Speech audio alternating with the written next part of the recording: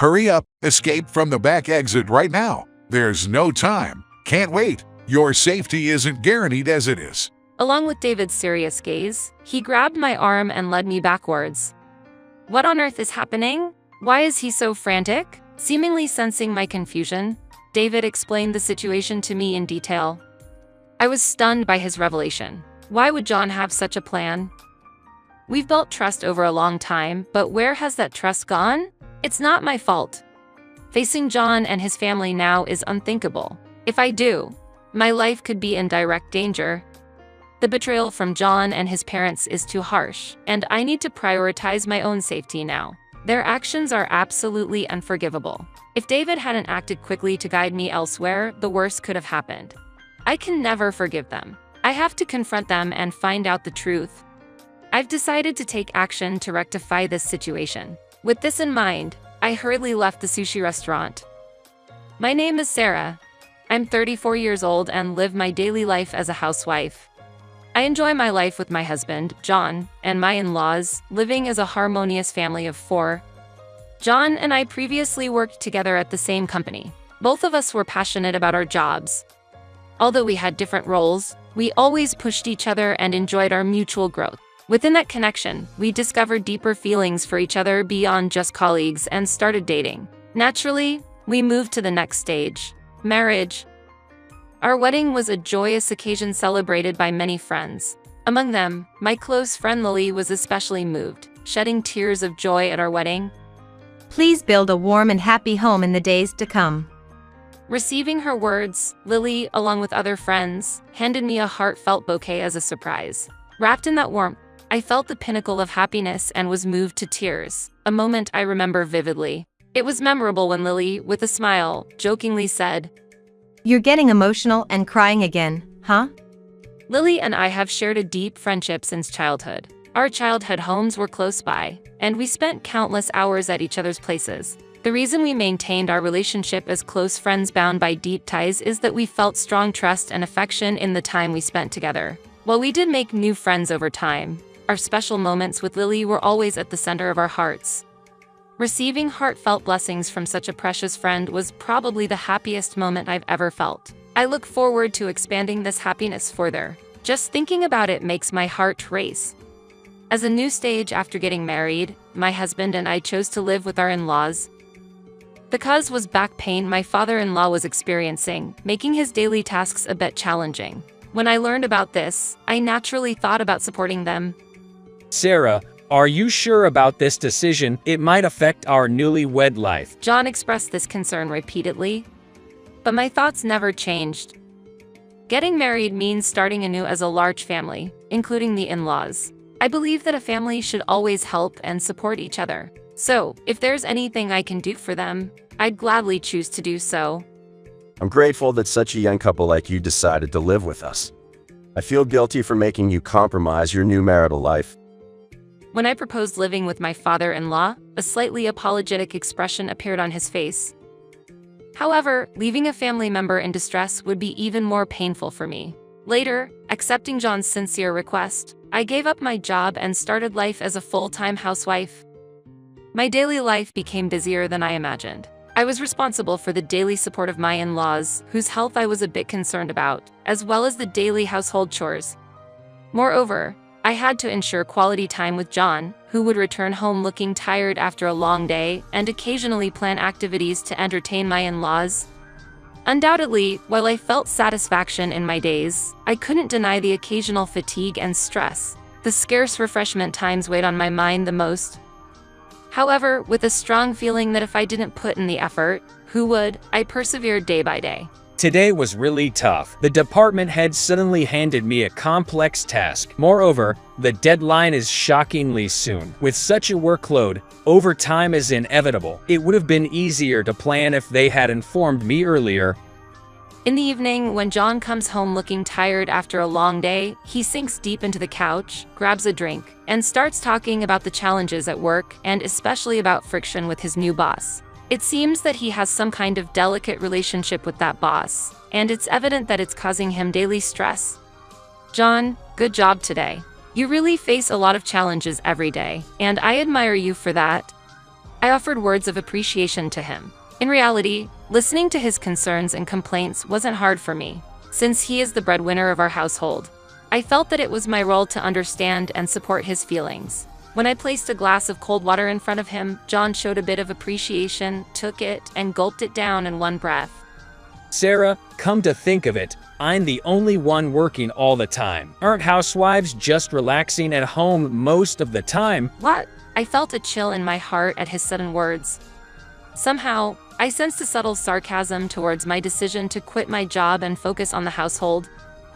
Sorry, I might have misspoken. I understand that being a housewife has its challenges too. I appreciate all the household chores and support you provide for our family.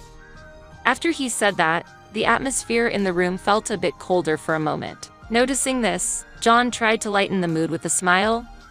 After those seemingly joking words, I felt more relaxed and the tension in my shoulders eased. However, although John's demeanor remained normal, his words kept nagging at me. As days went by, I felt a little different. I began to question my role as a stay-at-home wife and felt insecure. I started wondering if John might be a bit dissatisfied with me working only at home. Noticing my emotions and expressions, my in-laws approached me.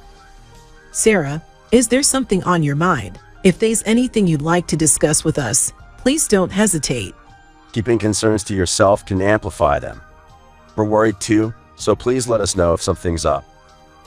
Touched by my in-laws' kind words, I decided to share my recent experiences and rising insecurities.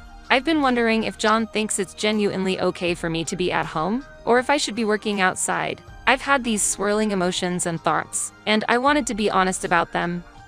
At first, my in-laws actively listened to what I had to say. While watching me speak, they showed a sense of understanding. However, when I mentioned the possibility of returning to work, my mother-in-law's expression changed dramatically, as if she had realized something, and she looked somewhat puzzled. Do you perhaps want to work again? I'm sorry, but that might be difficult. We want you, Sarah, to fulfill your role at home as a full-time housewife. Right? Considering our aging, we think you'll need to support us as well. Their unexpected reaction made me blurt out, "What? Why are my in-laws so concerned about my way of life and working? I will do all the household chores and support you both properly. I intend to do my best not to cause any trouble." However, I'm honestly worried about John continuing to work in his current state. I believe he has his limits too. So, I've been thinking about finding a balanced approach. You don't need to worry about that. Your role is in the house, to fulfill your duties as a full-time housewife. Just do that well. Do you understand? Struck by mother-in-law's assertive words, I was at a loss for words and stood frozen. I can't understand. Why am I treated this way? Mother-in-law's words surely pierced my heart. Yet, not wanting to escalate the situation, I managed a wry smile and replied, "Understood." On the surface, the subsequent days seemed unchanged, but the subtle tension was palpable, pressuring my heart. Amid this, one day, John made a heartwarming proposal. Given his recent bonus, he suggested celebrating our continuous efforts and dedication by spending a special evening at a high-end sushi restaurant in the city at the end of the month. He had been interested in that restaurant for a while, so I left the choice to him.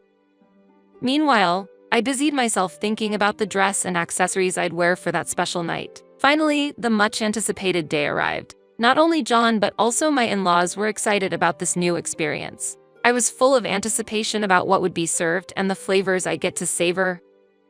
Standing at the entrance of the upscale sushi restaurant, as John gave our names, an experienced-looking sushi chef greeted us warmly, saying, "We've been expecting you, and let us inside." While being guided to the room, another sushi chef called out my name and said, Sarah, please come to the private room we've prepared especially for you.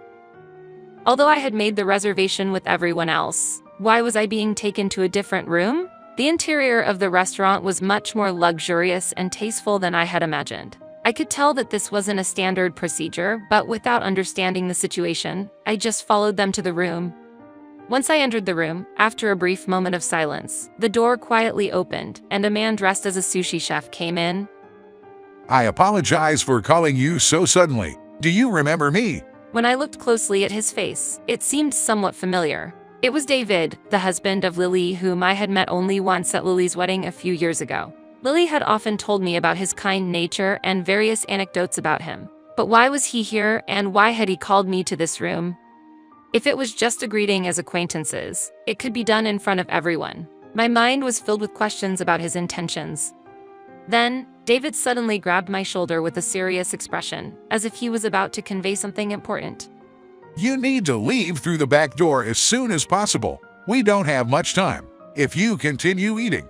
I was taken aback by David's urgent words. Before I could comprehend what was happening, my focus shifted to the order list he showed me. The list contained dishes primarily consisting of shrimp and crab. I have a severe allergy to crustaceans. Eating those would be extremely dangerous for me. Both John and my in-laws should have known about this allergy since a previous incident. At that time, I accidentally ate shrimp and suffered from an anaphylactic shock. Why would John choose such a menu? It seemed like they had no intention of serving me a safe meal, and I couldn't understand why. If I had unknowingly eaten shrimp or crab, how would they have responded?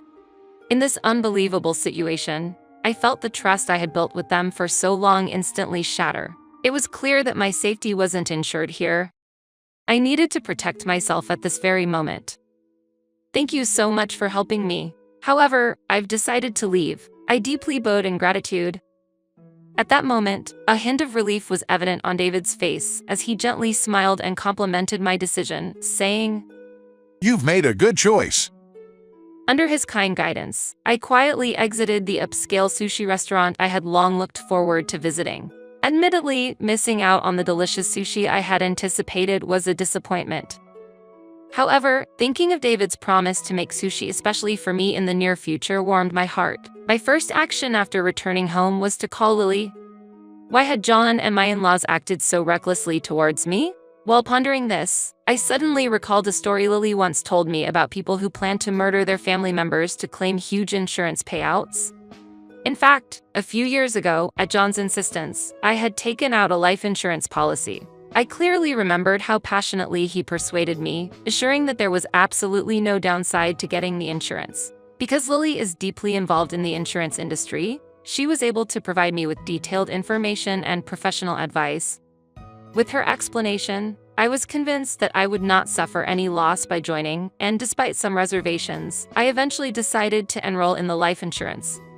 When I called Lily to inform her of what had happened, fortunately, she was at home and responded immediately. I explained everything to her in detail, eager to hear her thoughts and opinions on the matter. With a look of shock, she exclaimed, That's just unbelievable.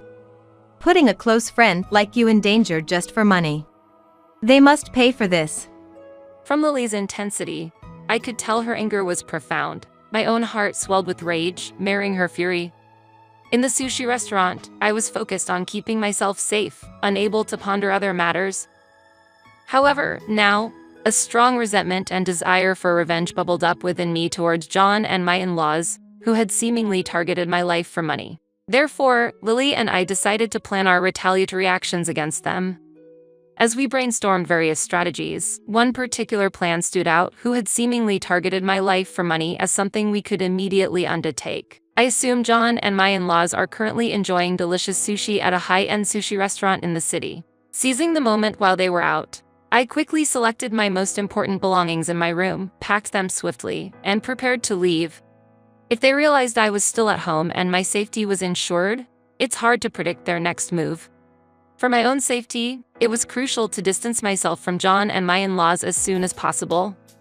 In this situation, Lily kindly offered, Come to my house.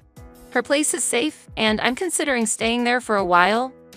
After packing everything, I quietly closed the house door and headed to Lily's home. When I arrived, she warmly greeted me, saying, I've been waiting for you. Hearing her words, the tension that had built up inside me started to dissipate, and I sank into a seat, feeling relieved. The events and threats from John had made me realize the danger to my life, leading to sleepless nights filled with fear. What if I accidentally bumped into John or my in-laws? And what if the plan I've been thinking of doesn't go well? Such thoughts constantly troubled my mind. Sensing my distress, Lily comforted me, saying, It's okay, you're safe here. The words from a dear friend I deeply trust calmed my anxious heart. I felt a sigh of relief mixed with gratitude. However, the tranquility didn't last long. Shortly after, the sound of an incoming phone call echoed in the room. The caller ID showed it was from my mother-in-law.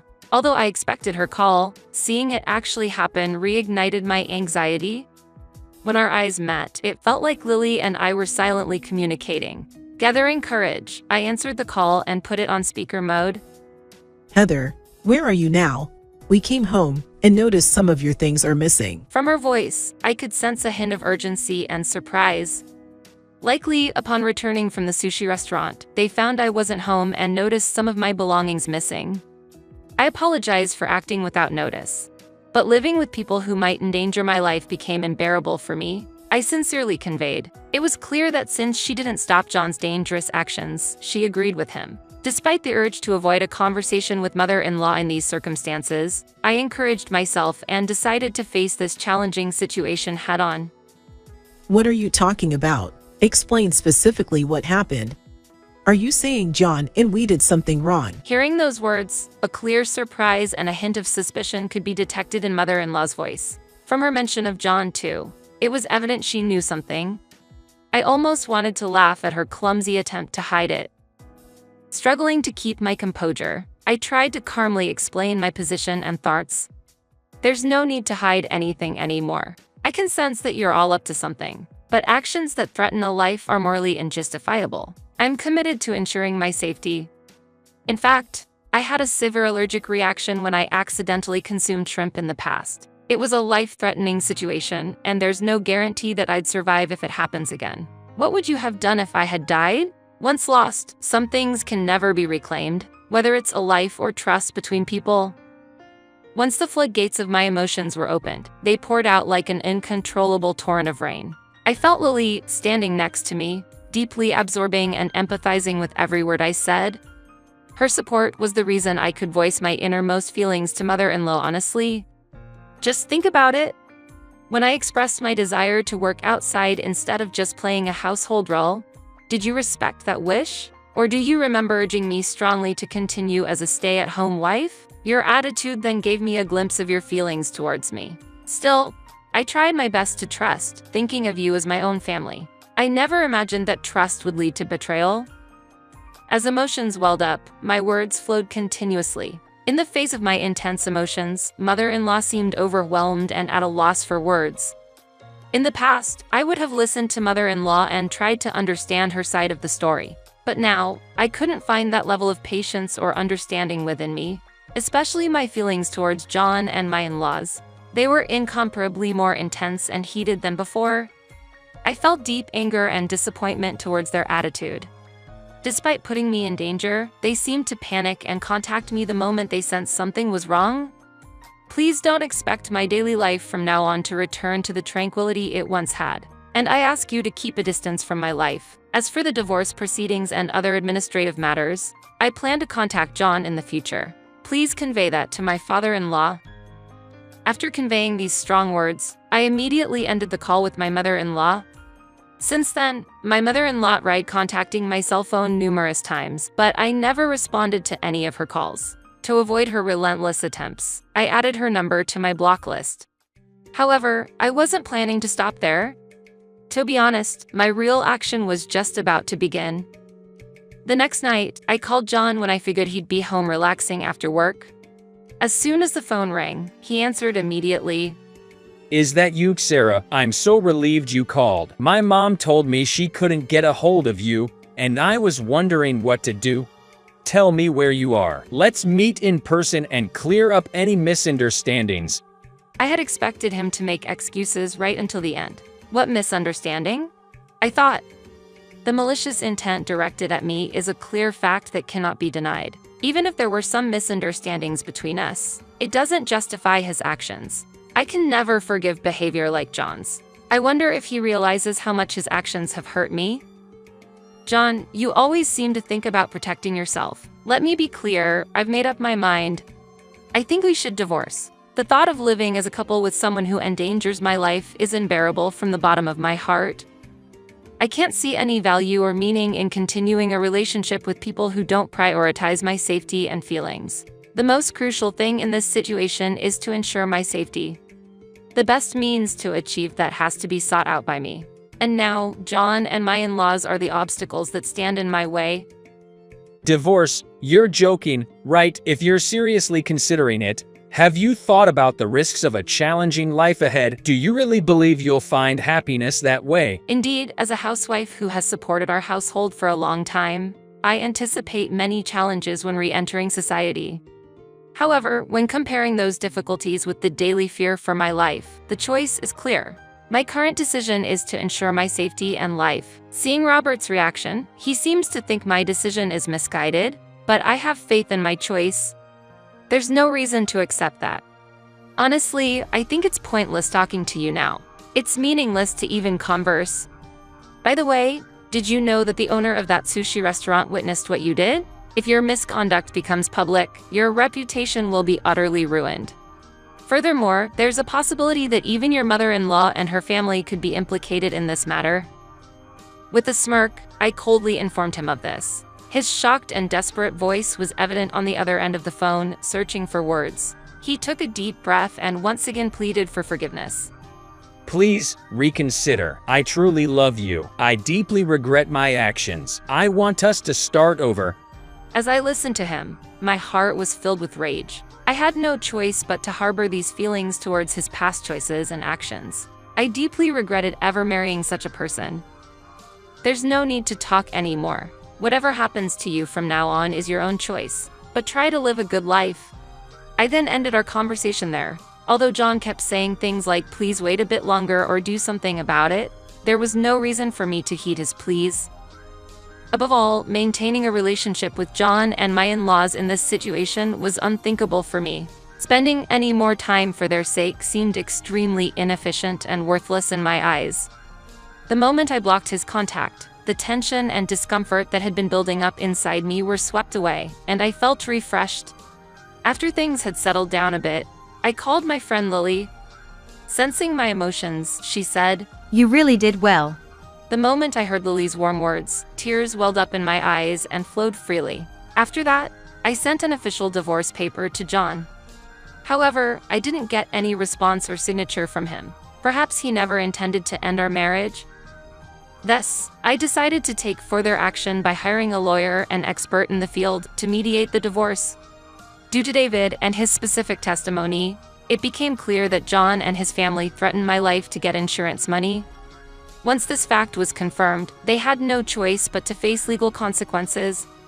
Currently, the three of them are serving time in prison. In the mediation session, they vehemently claimed their innocence. They also repeatedly made baseless excuses, saying I was hostile to my in-laws. However, not a single piece of concrete evidence was presented for these claims. To be honest, their statements were so unbelievable that I couldn't help but laugh out loud. After the incident, I returned to society and have been living a peaceful life. I heard about a clerical job opening at the insurance company where Lily worked. Since I had already obtained the necessary qualifications for the position, I decided to apply for the job without hesitation. Now, I'm working hard at that company as a way of expressing my gratitude to Lily and David. Through all these tumultuous events, I deeply regretted causing so much trouble for Lily and David. Normally, they wouldn't get involved in someone else's family issues, yet they got entangled in my personal problem. Despite my guilt, they comforted me gently. Lily told me, "You did a great job protecting yourself." and David assured me, It's not your fault. I'm saying this knowing all the circumstances. Their warm words deeply moved me, and I couldn't hold back my tears. As long as I live, my profound gratitude to Lily and David will never fade. Lily and I have been playmates since childhood, growing together and forging a bond of utmost trust as best friends. And then there's David, Lily's life partner, always supporting her warmly. Though not related by blood, they didn't hesitate to help me in tough times. For their kindness and unwavering support, I feel a deep desire to express my gratitude in some form every day. I've renewed my determination to give my utmost, both for them and for myself.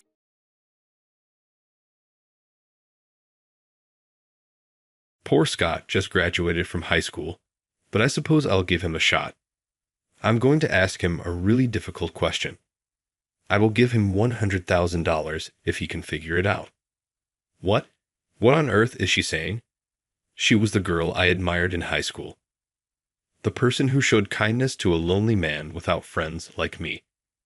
I attended the reunion merely to express my gratitude for her generosity, but she had changed greatly. And then she made this ridiculous offer to me. She moved in close, smiling, and whispered in my ear as I gaped at her in disbelief. "I bet you've never seen $100,000 in your life, huh? I'm a rich girl, and I'm offering you some charity. I'm the sweetest, am I not?" A wave of frustration washed over me. And here is how the girl I had long admired turned out. I could ignore it, but even I have boundaries. It irritated me. "All right, I'll comply with your request if that's how you want it." "Okay, so you'll give me $100,000 if I figure it out." "Oh, so you're willing to do it?" Exactly what I would anticipate from a poor man. I must admit that I admire that spirit of tenacity. "All okay, just keep an eye on me. I'll find a solution quickly. Allow me to demonstrate a never-before-seen comeback for you. Sullivan Scott is my name. These days, I work for a big IT company. I earn enough to live well, but my father passed away in an accident when I was growing up, and we had financial difficulties. In addition, I struggled to fit in and had a lonely school life, possibly due to my nature. I struggle to manage my emotions and understand social cues. I understand, yes and no, but I simply don't understand the common ambiguous statements used in Japanese. I simply keep quiet when I see someone struggling or depressed because I don't know how to help them, which gives the impression that I'm cold. People always kept a certain distance from me as a result. In particular, the females would make fun of me and call me names like Iron Mask or Living Doll, which just made me feel more awkward in their presence. For me, building groups during physical education or school functions was one of the most challenging aspects. The phrase, "all right, everyone, get into groups of 4 with whoever you want," which Miss Andrews would say, was a sign that someone was being singled out. One group after another would emerge, and I was never asked to join any of them. Oh, Scott omitted once more. Is anyone open to Scott joining? Most individuals would pretend they couldn't hear Miss Andrews when she called out. Miss Andrews' voice might occasionally persuade me to join a group of 5, but even then, the other 4 would talk, and I would be completely excluded. Until I reached high school and discovered a true savior, those lonely school years persisted. Sarah was her name. She genuinely asked me to join her group when she noticed that I was being left out on a school trip once more. "What? Is this your charity work once more, Sarah?" Emily, her buddy, told her. "Come on, you realized it's sad. The excursion is for school. Shouldn't it be enjoyable?" Okay, Sarah, if you insist. Okay then." Adding me created a perfect 4, as Sarah's typical group consisted of 3 people. But ever since, whenever she could, she has always included me. I gradually began to be able to communicate with people because of her. Sarah, as it turned out, was the daughter of a company president. Not only was she beautiful, but her refined manners made her the center of admiration in our class. The mere fact that someone like her would reach out to me was enough to make me feel elated. During high school, I quietly harbored feelings for her, but in the end, I couldn't bring myself to confess, and we graduated without anything happening. While most of my classmates went on to college, I took a job at a small company to help support my mother. I remember the big stir in our class when everyone found out that Sarah had gotten into Tokyo University. I knew she was truly out of reach, a rare gem. Since then, I've had my share of ups and downs and now work at a different company. My income is worlds apart from what it was back then, enough that I can finally make things easier for my mother, who used to juggle multiple part-time jobs. Still, I haven't really changed when it comes to dealing with women. Even today, a woman I work with scolded me. "Get a move on. I've been telling you all morning that there's a meeting this afternoon, haven't I? If you're this behind on your tasks, you won't even have time to grab lunch. Sorry, I'll just have a sandwich in the car or something." Oh, that's terrible for your health. You can't keep doing that. All right, I'll try to be better from now on. Seriously, if I didn't push you, nothing would ever get done. The one nagging me from behind was Michelle. She's a beautiful employee who graduated from a well-known private university.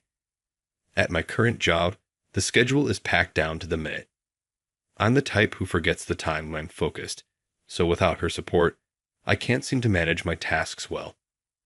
One day, in the midst of my hectic routine, I received a postcard. It was an invitation to my high school reunion. To be honest, I didn't have any friends to go with, nor did I really have the time. But a part of me wanted to see Sarah again and thank her for what she did back then. Before I realized it, I'd already checked attending and mailed back the reply. By the way, what's this evening appointment? I thought we had a meeting with another company that day. Oh, that. It's my high school reunion. I thought I'd finally give it a shot and go. The venue is close enough that I can make it right after our meeting. Wait, didn't you say before that you didn't have any close friends from high school? Yeah, that's true, but there was someone who helped me out back then. I thought maybe now I could finally thank her. Oh, is that so? Michelle seemed a bit displeased, though I couldn't quite figure out why. Maybe she was annoyed that I was taking time off for a reunion while everyone else was swamped with work. Hey, why don't you leave early that day and relax a bit too? Go have a drink with a friend or something. Her expression immediately soured even more. No thanks. I'll be here handling all the pile-up paperwork as diligent as ever. That's all I got going for me. Besides, don't forget, we have an early flight the next morning. Oh, right. Phew. Absolutely no after parties. All right, we're heading out at 3:00 a.m. Yeah. I got it. With a 3:00 a.m. departure, staying out drinking all night isn't an option. I finally started to understand why she seemed so irritated. A few days later, I headed to the reunion venue. It was held in a ballroom at a downtown hotel, filled with quite a crowd in a dazzling setting. There was karaoke, bingo, and some sort of game set up on a whiteboard with geometric magnetic tiles attached. In the center of the room was a particularly glamorous group, and right at the heart of it was the woman I'd come to see. Wait, who's that? As I walked in a bit late, someone whispered, glancing at me, but nobody seemed to recognize who I was. Back in high school, I wore second-hand uniforms, but today I was dressed sharply in a suit. My build was different too, having gained some well-toned muscle over the years, so it wouldn't be easy for them to connect the dots to the guy I was back then. I walked over to the lively group surrounding Sarah and called her name. It's been a long time, Sarah. Right. Yes, I am Sarah. But who are you? She tilted her head slightly, looking at me with a hint of blush, unable to recognize me at first glance. It's Scott from our class. Thanks for always talking to me back then. What? You're Scott? As I thanked her, the woman beside Sarah gave me a suspicious look. That was probably Emily, the same friend who'd always been by Sarah's side in high school. Unlike Sarah, she'd been bluntly unpleasant to me, and to be honest, I didn't like her at all. Well, seems that gloomy aura from back then is gone. But in the end, you're still just Scott, aren't you? How brave of you to come to a reunion when you don't even have any friends. Hey, Emily, that's a bit harsh. Sarah stepped in to soften Emily's jab, but something felt off. She wasn't the same Sarah I remembered, and her next words confirmed my suspicion. You know, it'd be a bit of a problem if you got the wrong idea. The only reason I bothered to talk to you in high school was because you looked so pitiful being all alone. I thought being nice might help with my college recommendation. I figured it couldn't hurt to stay in the teacher's good graces. Thanks to that, I got into Tokyo University, became Miss Campus, and now I'm next in line at my dad's company. I don't have to worry about appearances anymore. Being liked by a poor, unremarkable guy? No thanks. You get what I'm saying, Sarah. You're being way too honest. The second they realized I was Scott, the people around us started looking at me with a sneer. Look, I'm not here because I want anything from you, Sarah. I just wanted to thank you. Oh, is that right? I guess you finally understand your place now that you're all grown up. Oh, wow. Sarah, you're really letting it all out there. Snickering echoed around us. Hey, isn't that watch Scott's wearing super expensive? One of her friends made a show of noticing my watch. Look at Scott, a high school graduate with a fancy watch. Must be a fake. It's hilarious how flashy poor people try to look. I was ready to just ignore them and move on when Sarah suddenly grabbed my arm. Hey, what are you doing? Just a little bored, that's all. Come on, humor me for a bit. Sarah picked up the microphone in the hall and made an announcement that was beyond humiliating. Everyone, we have Scott here, a high school grad. Remember him? He was pretty invisible back then, but do you remember? The crowd's attention instantly turned toward us. Scott here is wearing a fake luxury watch just to impress everyone at the reunion. The laughter began almost immediately. No way, how embarrassing. This was a nightmare. I wanted to disappear. And for our poor Scott, I think I'll give him a chance. I'm about to give him a super difficult problem. If he can solve it, I'll give him $100,000. Wait, what? What is she talking about? As I stared at her in stunned silence, she leaned in with a smug grin and whispered in my ear.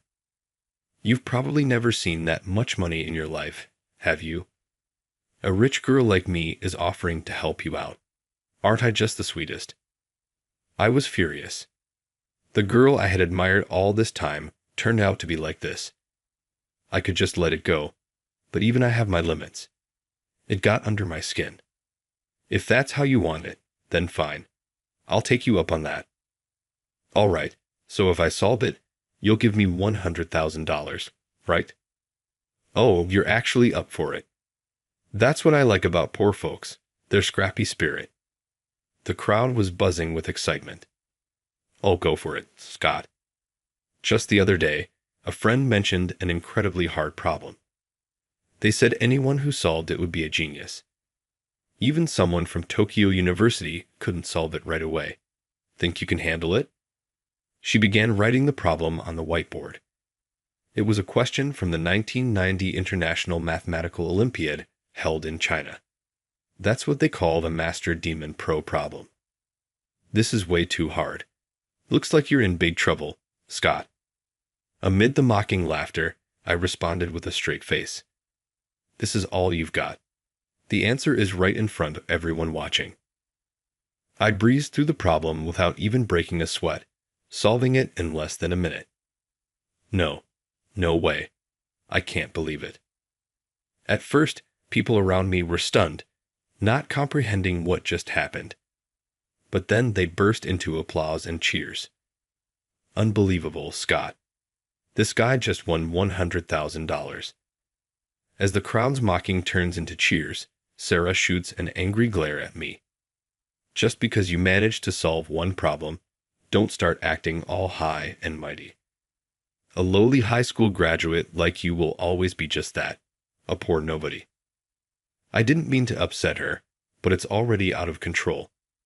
As I'm pondering what to do, out of nowhere, I hear Michelle's voice behind me. President Sullivan, it's about time.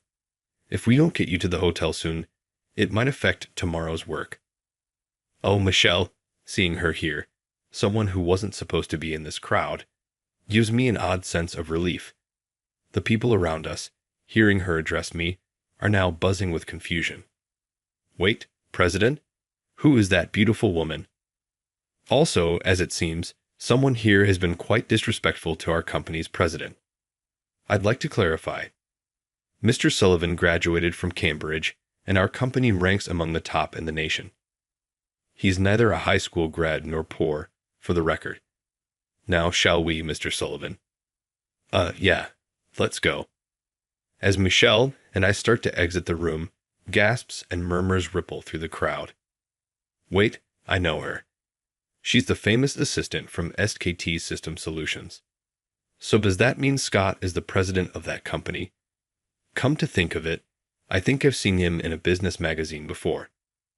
The truth is, I am the president of one of the top 8 companies in the country, SKT System Solutions. I wasn't exactly a bad student back in school. I just didn't like drawing attention, so I kept my grades average on purpose. Since childhood, I've had a photographic memory, the ability to retain images exactly as I saw them. This unique memory skill, often called tick memory, made me celebrated as a genius. People had high hopes, thinking I would one day be a pillar of the nation, and I was even appointed class representative in elementary school. However, a class rep needs to lead, listen to others, and unite the class. I wasn't good at understanding others' thoughts, and I often said the wrong things, quickly becoming isolated. The adults who had pinned their hopes on me grew disappointed, labeling me as lacking in cooperation. I'll never forget the cold, disheartened look my teacher gave me. From that point on, I kept my academic abilities hidden and avoided standing out throughout my school years.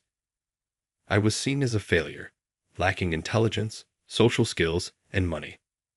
But my uncle, seeing my potential, encouraged me to attend a university overseas. He found scholarships and mutual aid programs to help me attend Cambridge University. So it's no surprise that my old classmates, who only knew me from high school, scoffed at my name. They never would have guessed that I would become a high-achieving, high-earning president. I hadn't planned to reveal this side of me, but at this point, there's no helping it. Michelle, how long will it take to get from here to the hotel? I've reserved a hotel close to the airport so we can get room service for dinner. Your flight is at 5:20 am. As we prepare to leave, the women who were keeping their distance suddenly light up and start chatting me up. Wait, are you really a president, Scott? If you just told us that sooner. Exactly. We're classmates, you know. Don't be so reserved. As I stand there, baffled by their sudden change in attitude, Sarah approaches with a different, friendly smile. So, Scott, you're the president of SKT System Solutions now? No wonder you solved that problem so easily. Say, how about we grab a bite together after this? It'd be nice to reminisce about old times. Just as I'm left speechless by her about-face, Michelle's voice sounds again from behind me. Excuse me, but there's no way Mr. Sullivan, a renowned young mind of Japan, would waste his time with someone who mocked him.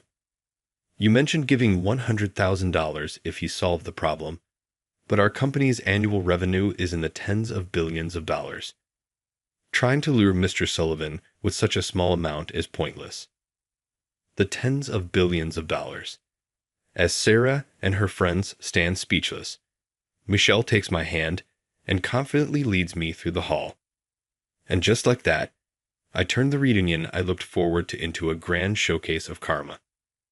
Before leaving the venue, in the car on the way back, Michelle bows her head apologetically. Mr. Sullivan, I apologize for speaking out of turn and being so rude to your friends. Don't worry about it, but you were keeping your current position a secret, weren't you? Yeah, but it's all right. You were just trying to help me, right? I actually appreciated it.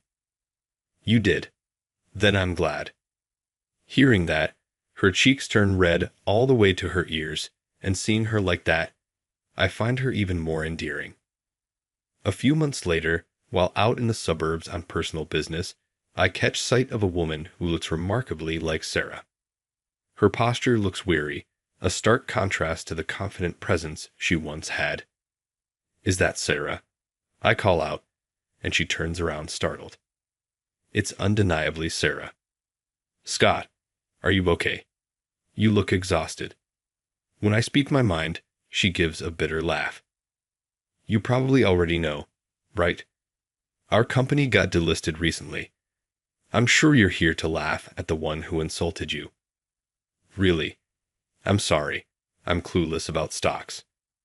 What? So you didn't come over just to mock me? Why would I? I answer honestly, and she chuckles softly, looking amused. Come to think of it, You were always like that. You've never been one to sneer at others or say anything two-faced.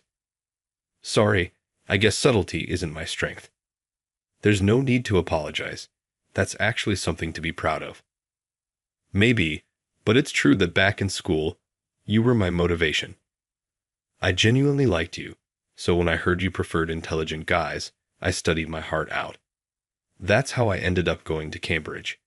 In a way, I owe who I am now to you. You do. So, regardless of what happens to your company, your worth doesn't change.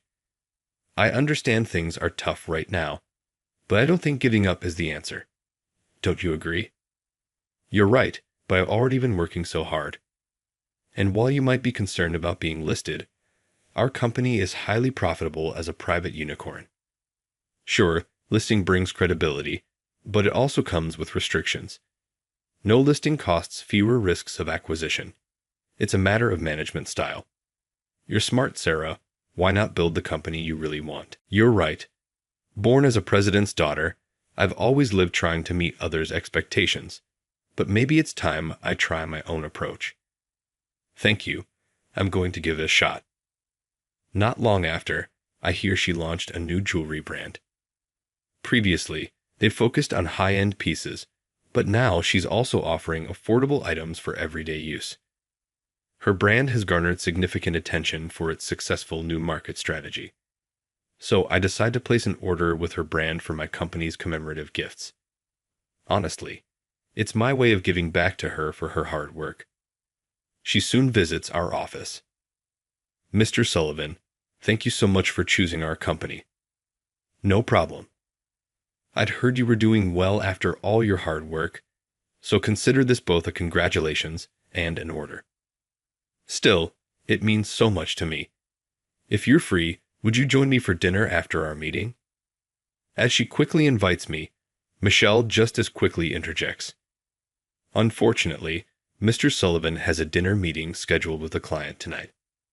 Oh well, what about tomorrow or the day after?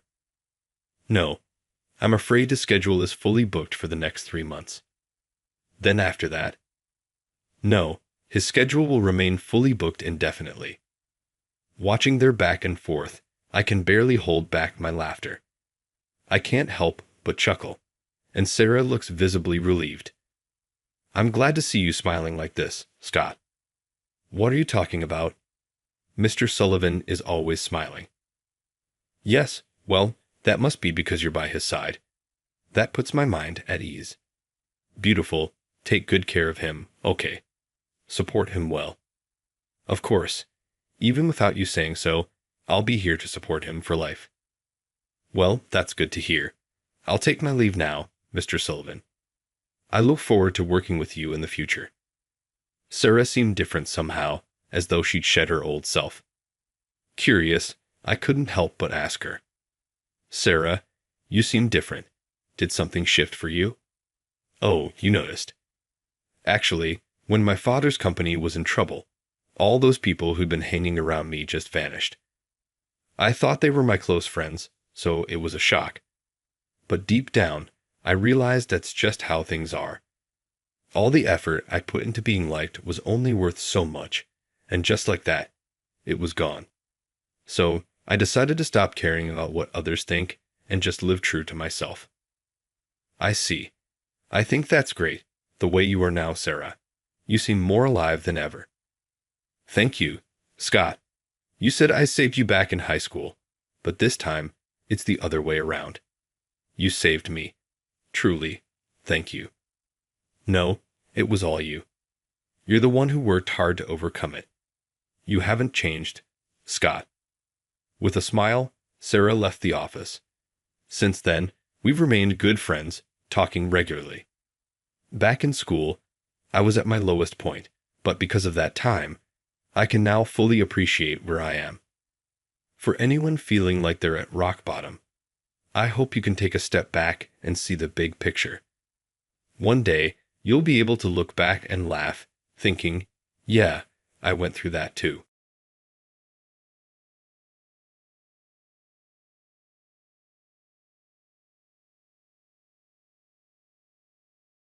I lean my head against the window and watch the skyscrapers transform into greenery while I sway to the beat of the train. Today is my first day of living in a new rural town. I work as an office worker in research, and I am 35 years old. I work in the development research division of a pharmaceutical corporation. We are all being transferred because our department is transferring to a branch in the country. I'm relocating to the country for that reason. This is my first time living in the country. I was born and raised in the city. Because I'm so accustomed to the comforts of city life, I'm not thrilled at all, but rather depressed by the prospect of the annoyances that lie ahead. I came to this town with these emotions. After a few months, I'm finally adjusting to the commute to the new lab. This is a remote village, as one might assume, with just the massive facility nearby. Compared to the tiny one in our city headquarters, this one is more convenient. It's still inconvenient to live here. There isn't a convenience store close by for a quick snack, and the closest supermarket is 30 minutes away if I run out of household supplies. I must admit that I'm getting a little tired of this way of life. This weariness has been both physical and mental lately. The recent departure of our department head is the cause, not simply this small town. Hey Tyson. You're staying late today again, John. Today is unavoidable. I'm busy entertaining customers. I have to turn in a report to headquarters by tomorrow. You understand. However, you must review that report before sending it. Leave it alone. Keeping customers entertained is extremely crucial. Interesting. Recently, you've been going out to bars with locals. Have you said anything? What? Are you unaware of the consequences of disobeying me in this town? Yes, Tyson has become very authoritarian since the boss's supervision has decreased. He was amazingly calm since coming here. Back at headquarters, he wasn't very good, but he wasn't dangerous. Does a person's actual nature emerge as their surroundings change? Nonsensical directives and unreasonable reprimands. All of us, even my seniors, juniors, and coworkers, were forced to comply in silence. I sigh. I'm exhausted today as well. I visited a small, privately owned business before making my way home after walking down a long, lonely road. Fields line both sides, and every wind carries the scent of the land. Since there isn't a convenience store close by for a late-night snack, I now make it a point to stop by the store every day after work. All luck. Hi. A woman who is a little older smiles and says, "Welcome, John. Working hard today again?" She tosses me a bag and asks, "You really worked hard, don't you?" Before I take it, I always make sure to thank her. "Thank you. Come again soon." The cicadas buzzed, and a breeze rustled through. The sun had tilted further since early beer, beginning to darken the sky. It's a good 30-minute walk home, so I opened one of the beers I just bought. When opening the can, it made a satisfying sound. Then I sighed and took a gulp. Ah, that's good. Lately, I've been thinking a lot. I enjoy my daily research, but I wonder if it's worth coming to such a remote rural area for it. Tyson spends his days bar hopping with locals and often comes in hungover, useless at work. While covering for Tyson and enduring his unreasonable anger, I spend my days solely focused on research. On my days off, I just lie around fiddling with my phone, not going anywhere in this lonely rural town. Without a girlfriend or friends, there's too little to do alone. Is this really how my life should be at 35? Such concerns have risen. The next day, feeling well rested for the first time in a while, I woke up refreshed and grabbed my phone. At that moment, I froze. It was already 10:00 a.m. Oh no, I overslept. Panic set in, and I quickly called the lab where my colleague Richard answered. "Hello, it's John. Sorry I overslept. Is Tyson there?" "Hey, good morning." "No, Tyson's not coming today. Sounds like he's hungover." "Got it.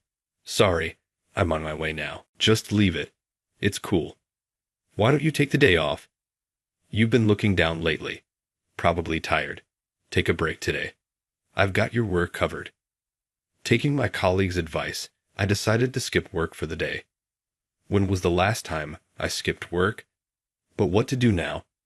I wasn't even sleepy anymore. As I opened the curtains, thinking this through, the sunlit mountains came into view. Huh. The mountains suddenly inspired me. I quickly packed a towel and water in my backpack and set out for a hike. This is the first time I'm doing something like this since I came here. The air tastes good. Breathing deeply in, the greenery feels incredibly refreshing. I felt as if my constant complaints and gloominess were being replaced by the clean air. With a youthful spirit, I continued walking, aiming to go as far as I could. Rustling grass, crunching soil. Amid these sounds, I heard something like a fall. What was that? Rushing toward the sound, I found a woman in a tattered state, huddled on the ground. My shout echoed in response to the scene. Are you okay? Are you alive? Can you get up? I kept calling out desperately. Responding to my voice, the woman slowly opened her eyes. Oh, you're awake. When the woman noticed me, she seemed flustered and whispered in a weak voice, I'm okay. The woman forcefully sat up, said ah in a soft voice, and held her ankle with her hand. Does your ankle hurt? Just a moment, please. I took out a first aid kit from my backpack, got out some ointment and bandages. I'll do some first aid. I applied the ointment to her ankle, used a nearby twig as a splint, and wrapped it with a bandage. There, that should do for now. Thank you so much. I was surprised when I heard a noise, and then saw you sliding down from above and curling up here. I slipped on the path up there, and before I knew it, I had slid down here. That was close. She kept thanking me over and over, grateful that I happened to pass by. Thank you so much. My name is Maria. I'm John.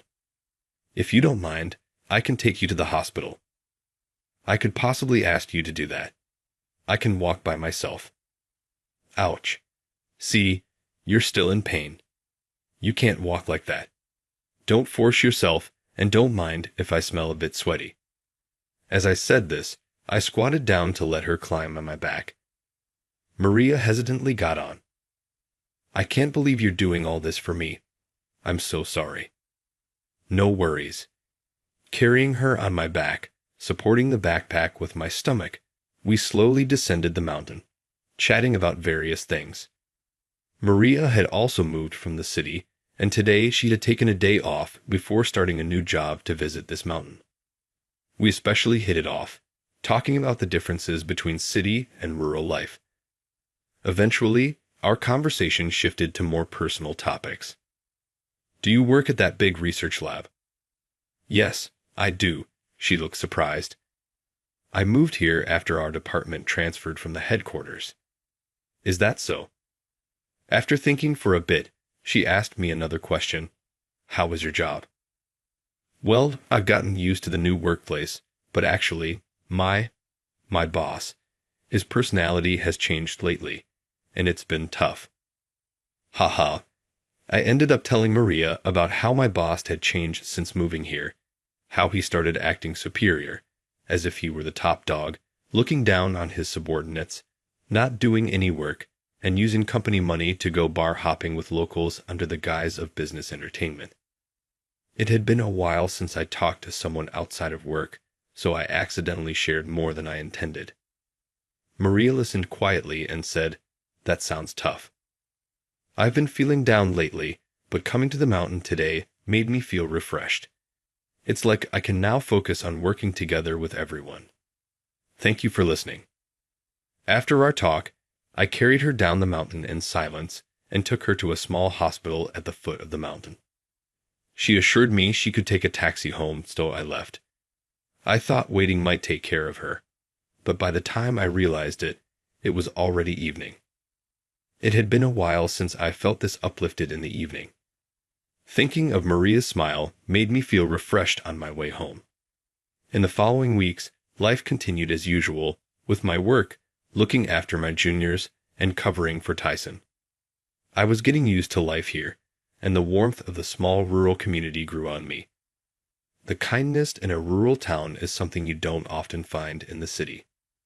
Then, one day, I got a sudden call from headquarters. Had they found out I skipped work to go hiking? Feeling anxious about possibly being fired, I headed to the city. Seeing the towering skyscrapers after a long time made my heart flutter.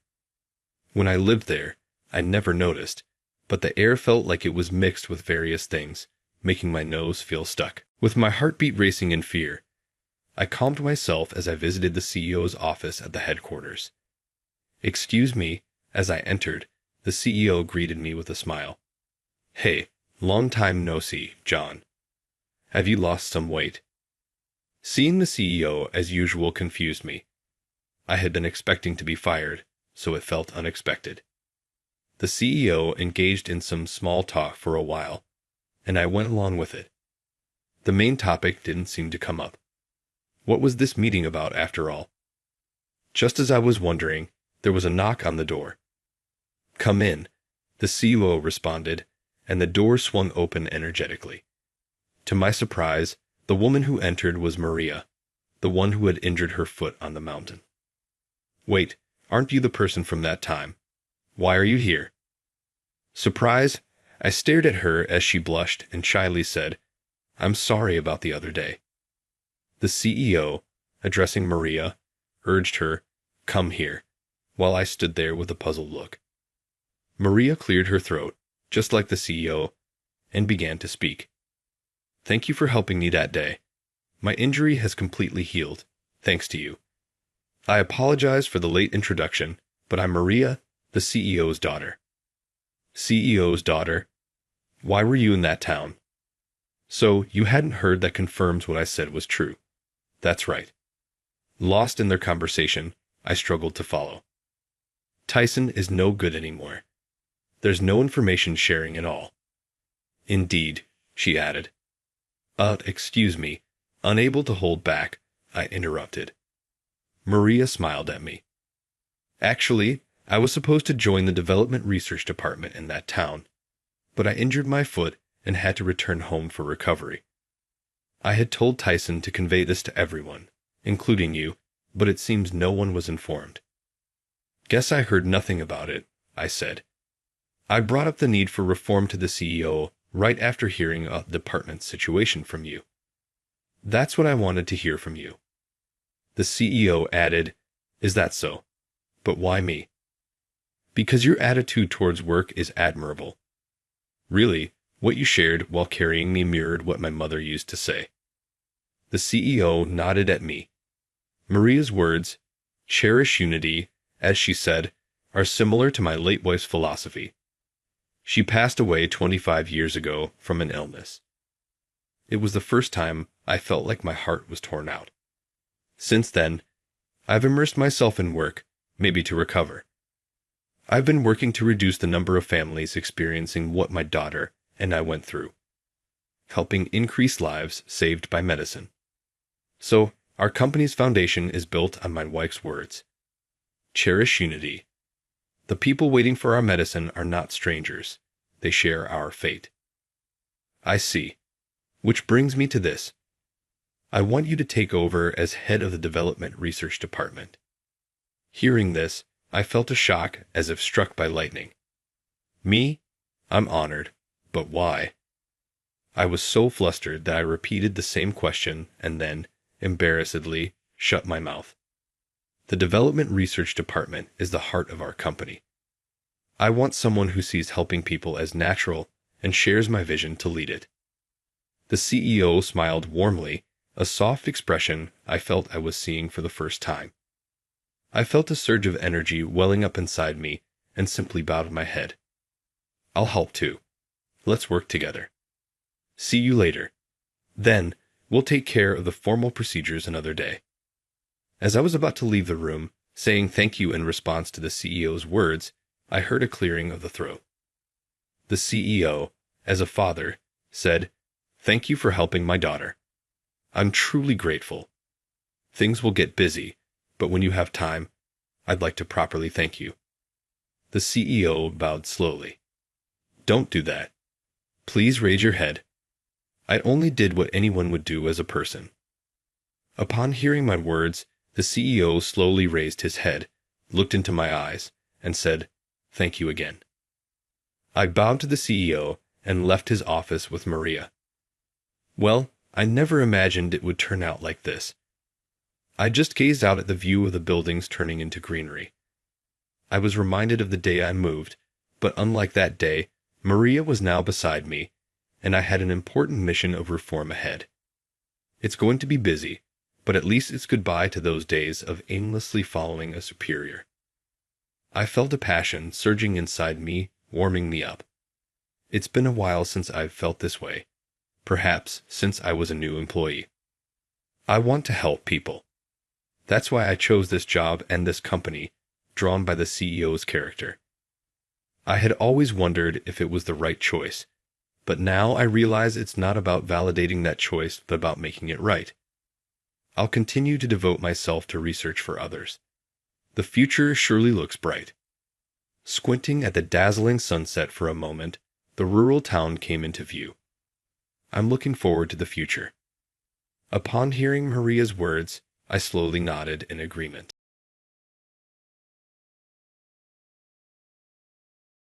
"Did you steal my project?" My voice was tight as I asked. "Is it theft?" That's a terrible way to phrase things. Without a trace of remorse, she continued, "I just made sure the right person took charge of it." It sounded like the most normal thing in the world in her tone. We just heard about a big project from our manager, Jason. I had been working on the project diligently for the last 6 months, but I wasn't identified as the project manager. Rather, my own girlfriend had taken it. "Don't worry, I'll see to it that the project succeeds. All you have to do is keep an eye on it from a location that works better for you." She had not only taken my project, but I had also been demoted to a rural branch and framed. But my tale of recovery would begin with this very moment. Sean is my name. I work for a reasonably well-known food firm at the product development department headquarters. I've been with the company for 6 years. Although I haven't received a promotion yet, I think I've contributed fairly to our achievement. All right, it's finally done. As I finished the suggestion, I spread my arms wide. As an employee, this project was my lifeline. It wouldn't be an exaggeration to say that it was my best accomplishment. The project's main goal was to create lunch dishes with conventional veggies. It had been an enormous task to persuade the farmer, Henry, to cooperate.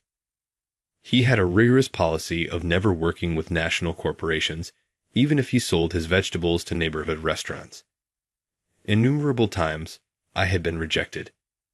I went to him several times over the period of 6 months, expressing my enthusiasm and outlining the project's goal, until he eventually consented.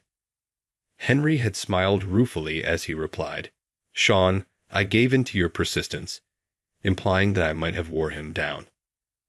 I couldn't help but be moved as I thought back on the struggles of the previous 6 months and Henry's commitment to farming. "Well done. Have you completed the proposal?" Natalie, my 2-year girlfriend, was the one who talked. She was well liked by males because of her refined appearance. No one at work was aware of our connection because Natalie insisted on keeping it a secret to prevent rumors. If this project worked out, I had made up my mind to ask her to marry me. Yes, I did do it at last. When they see it tomorrow, everyone will be in complete awe. I smiled at the thought of the encounter tomorrow. Remember to remain vigilant. Is the proposal stored on the USB disk, by the way? What? Yes, it is. I hope you don't lose it. Sean, you can be rather irresponsible. Right, I'll put it in my bag right now. This is how Natalie always looked out for me. My smile widened even further as I pictured her as my future wife, continuing to support me as she does today. Hey, how about we grab dinner after this? What? Oh, of course. All right. When you finish working, I'll be waiting outside. Natalie rarely said something like that in front of our coworkers, despite speaking in a quiet whisper that only I could hear. Is it possible that she was prepared to announce our relationship to the world? My proposal might actually work if that's how she felt.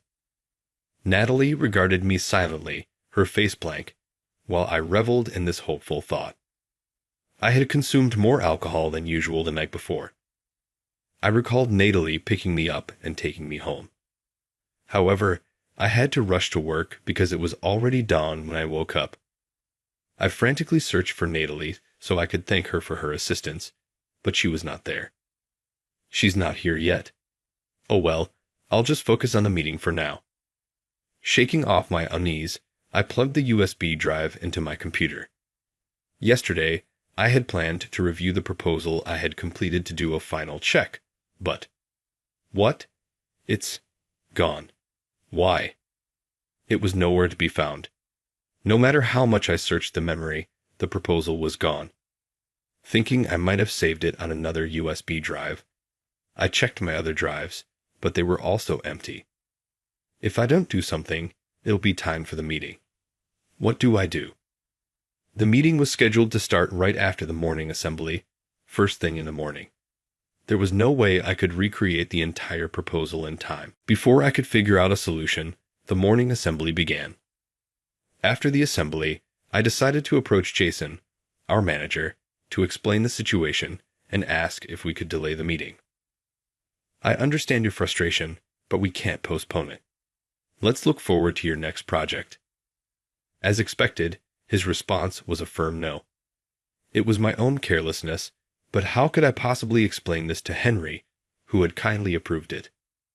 Feeling utterly dejected, I headed to the meeting room. The room was unusually lively.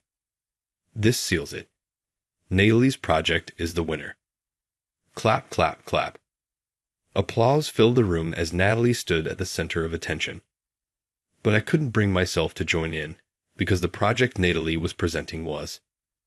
Natalie, what's going on? I chased after her as she left the meeting room. She turned to me with a look of irritation and pushed me into an empty room nearby. Don't call my name so loudly. What if someone starts getting suspicious? She slammed the file she was holding onto the table and ran her fingers through her long hair. That doesn't matter. What's more important is the project. That was It's my project now. Stop making baseless accusations, would you? Her cold, dismissive tone made her seem like a completely different person from the Natalie I knew. The project she had just presented was the very one I had finished yesterday, but instead of my name, hers was listed as the creator. Did you steal my project? I asked in a choked voice. Steal? That's such a harsh word. I simply made sure it went to the person best suited for the job, she said without a hint of remorse. Her tone made it sound as if it were the most natural thing in the world. I even warned you not to lose something so important, didn't I? But you let your guard down and got drunk. This is on you.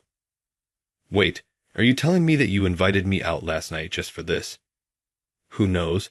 She spat out the words without even looking at me, her indifference making me feel dizzy. Was this really Natalie? Even after what she had done, memories of the kind, supportive Natalie I knew kept flashing through my mind. Don't worry, I'll make sure the project is a success. All you need to do is watch from the sidelines, from somewhere that suits you better. Betrayed by the person I loved and robbed of the project I poured my heart into, I was too stunned to say anything. She whispered in my ear, laughing at my stunned expression. Then, the next moment, she screamed. Help me. Somebody help. Hearing Natalie's loud cry, people rushed over to see what was going on. Help. He tried to force himself on me. Are you okay? What the hell did you do to her? I didn't do anything. I protested, but before I could understand what was happening, I was restrained. As I was dragged out of the room, I caught a glimpse of Natalie surrounded by female colleagues, crying. At some point, her blouse had come undone. Afterward, I was accused of sexually harassing Natalie. No matter how much I denied it, no one believed me. The next day, Jason called me into his office. I'm disappointed in you. I thought you were a respectable man. But Jason, I swear I didn't. I don't need excuses. You've been reassigned. Surely you have no reason to refuse. Under the weight of his authority, I could do nothing but nod. Natalie has also expressed that she doesn't want this incident to escalate any further. You should be grateful for her mercy. Mercy. It was all her doing, but there was no room for me to argue or prove my innocence. I packed up my belongings and left the company. That's how I ended up transferred to a rural branch office surrounded by nature. Normally, a place like this would make me want to take a deep breath and relax, but I wasn't in that kind of mood. I had been here once before as a junior employee accompanying a senior on a business trip. After greeting the branch manager, Cole, and the department head, David, I introduced myself to my new team. Hi, I'm Sean, transferred from headquarters. I look forward to working with you. Sean, I'm sure things will feel different from headquarters, but do your best. Everyone, make sure to help him out. Let's have a great day. And so began my new life in this quiet town. Hey, is that the guy? He doesn't seem like it, but I often caught glimpses of people whispering about me while stealing glances from a distance. They spoke to me just enough to get the job done, but as soon as the conversation ended, they quickly excused themselves. It was clear I was being avoided. Sigh. I let out a deep breath, standing alone on the rooftop. A week had passed since I arrived, and nothing had changed. At first, I made an effort to improve my relationships with my coworkers, but their attitudes remained the same. Eventually, I gave up. As long as I could do my work, I figured maintaining the status quo was fine. But there was one person who didn't seem to care about the unspoken rules. Sean, let's have lunch together. Here we go again. It was Fiona, the ever-smiling woman who approached me cheerfully. With her bright personality, she was loved by everyone, regardless of age or gender. She was always surrounded by people, and laughter never seemed to fade around her. It was the complete opposite of how things were for me right now. Yet, for some reason, she was determined to interact with me. Oh, sandwiches today. Ham sandwiches are the best. I totally get it. I didn't say anything, but even when I stayed silent, she kept talking. Recently, she had made it a habit to sit next to me during lunch breaks. Let's dig in, she said, putting her hands together briefly before starting to eat her lunch. She always had a homemade lunch. For a modern young woman, it was surprisingly simple, yet it had a nostalgic warmth that made it look delicious. Do you want some, Sean? Go ahead, take your pick. I had apparently been staring intently at her lunch. Noticing my gaze, Fiona offered her lunch toward me. No, that's not what I meant. Sorry. I gently pushed the lunch back toward her. Ah, no need to be shy. My grandma makes amazing lunches.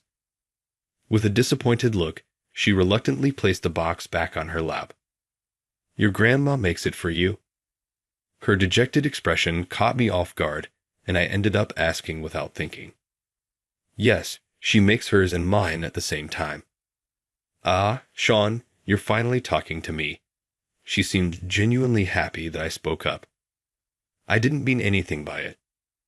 Come on, let's chat more. We're co-workers now. It's fate. She laughed brightly. Fiona's smile was peculiar.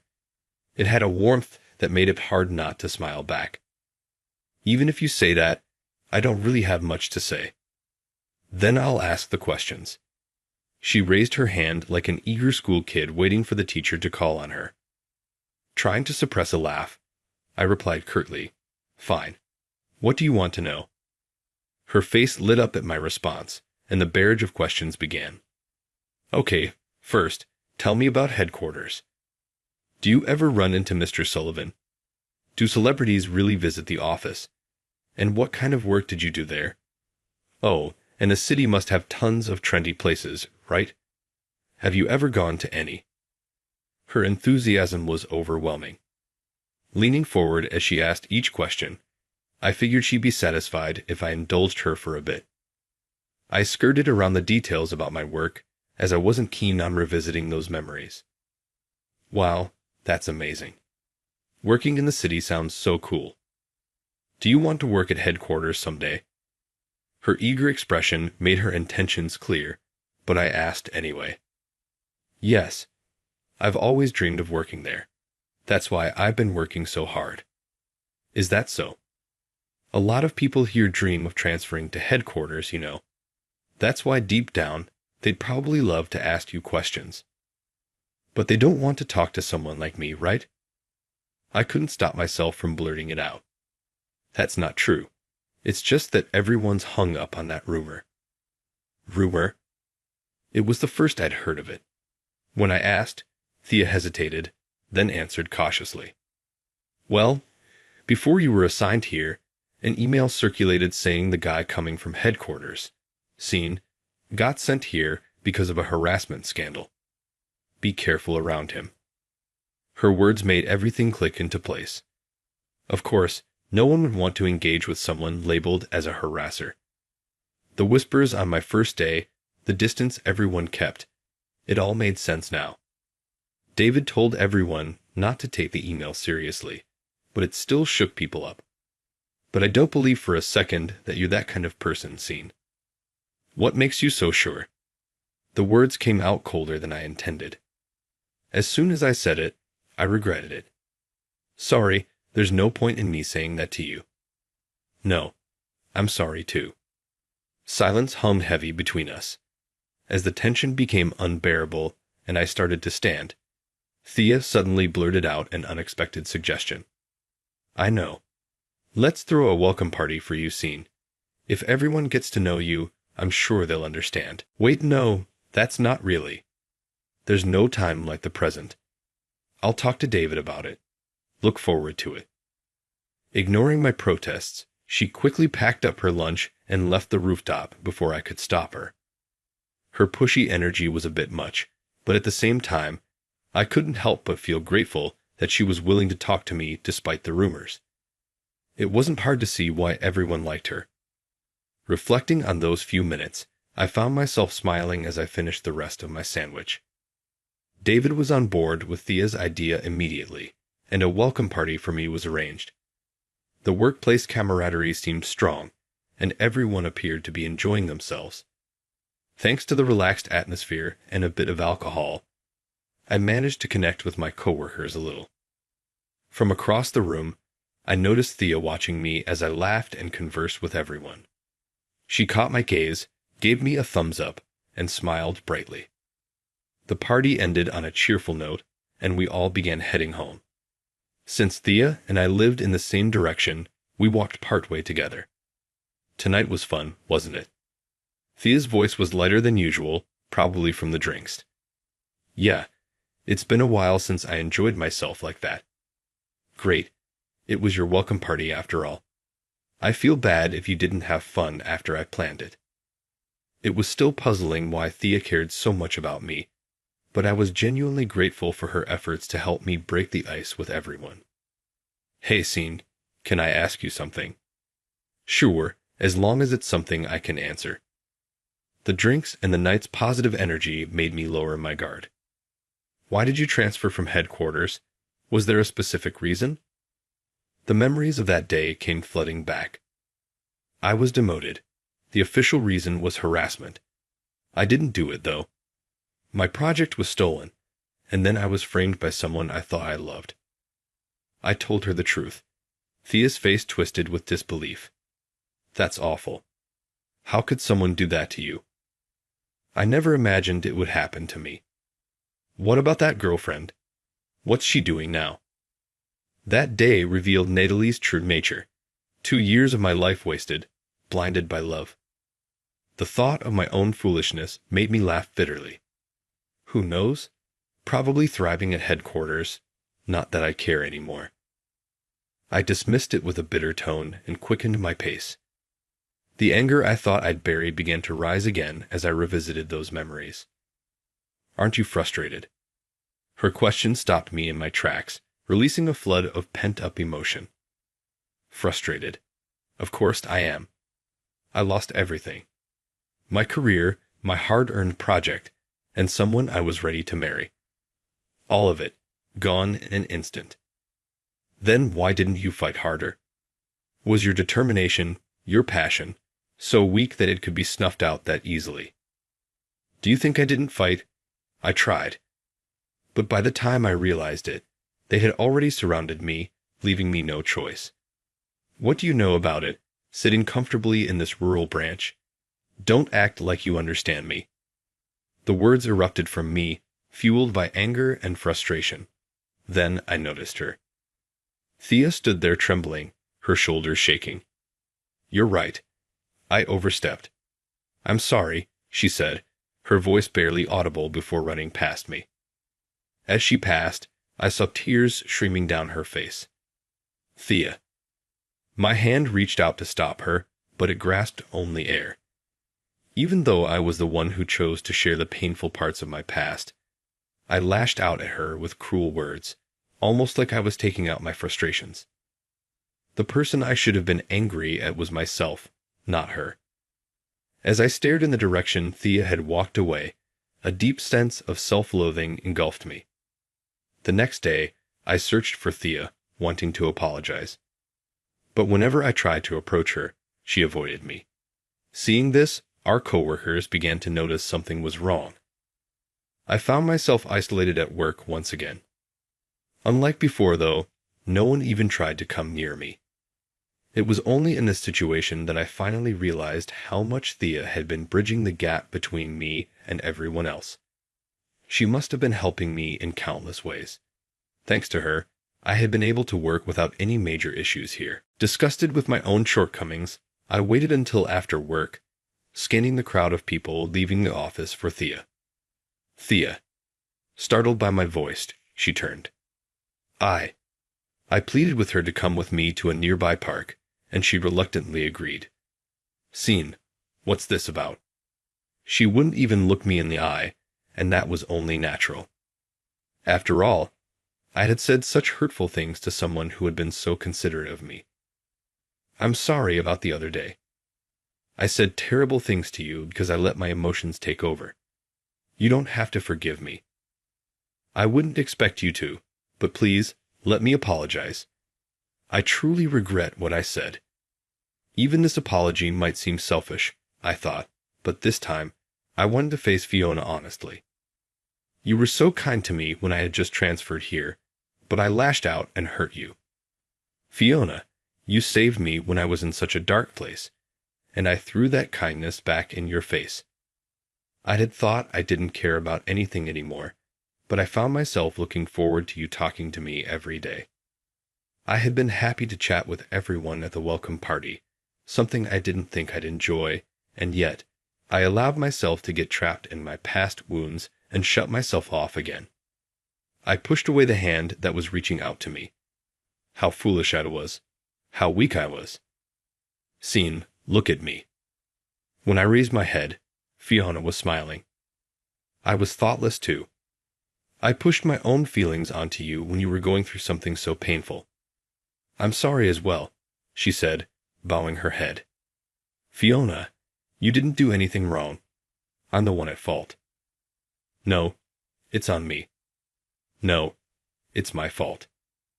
As we kept apologizing back and forth, we both suddenly started laughing. This could go on forever at this rate. Yeah, you're right. Then let's call it a draw and end the apology battle here. After laughing together for a while, we sat down on a nearby bench. Both of us looked like a weight had been lifted off our shoulders. Fiona, why do you dream of moving to the city or working at headquarters? Is there something specific you want to do? I'd remembered our conversation on the rooftop and decided to ask. There's someone who helped me when I was struggling a long time ago. That person worked in the city and was so inspiring to me. I've always wanted to become the kind of woman who would be a good match for that person if we ever met again, she said, smiling shyly. She called it a silly reason, but her eyes revealed how deeply serious she was about it. I see. But honestly, Fiona, I think you're already someone who would match him perfectly.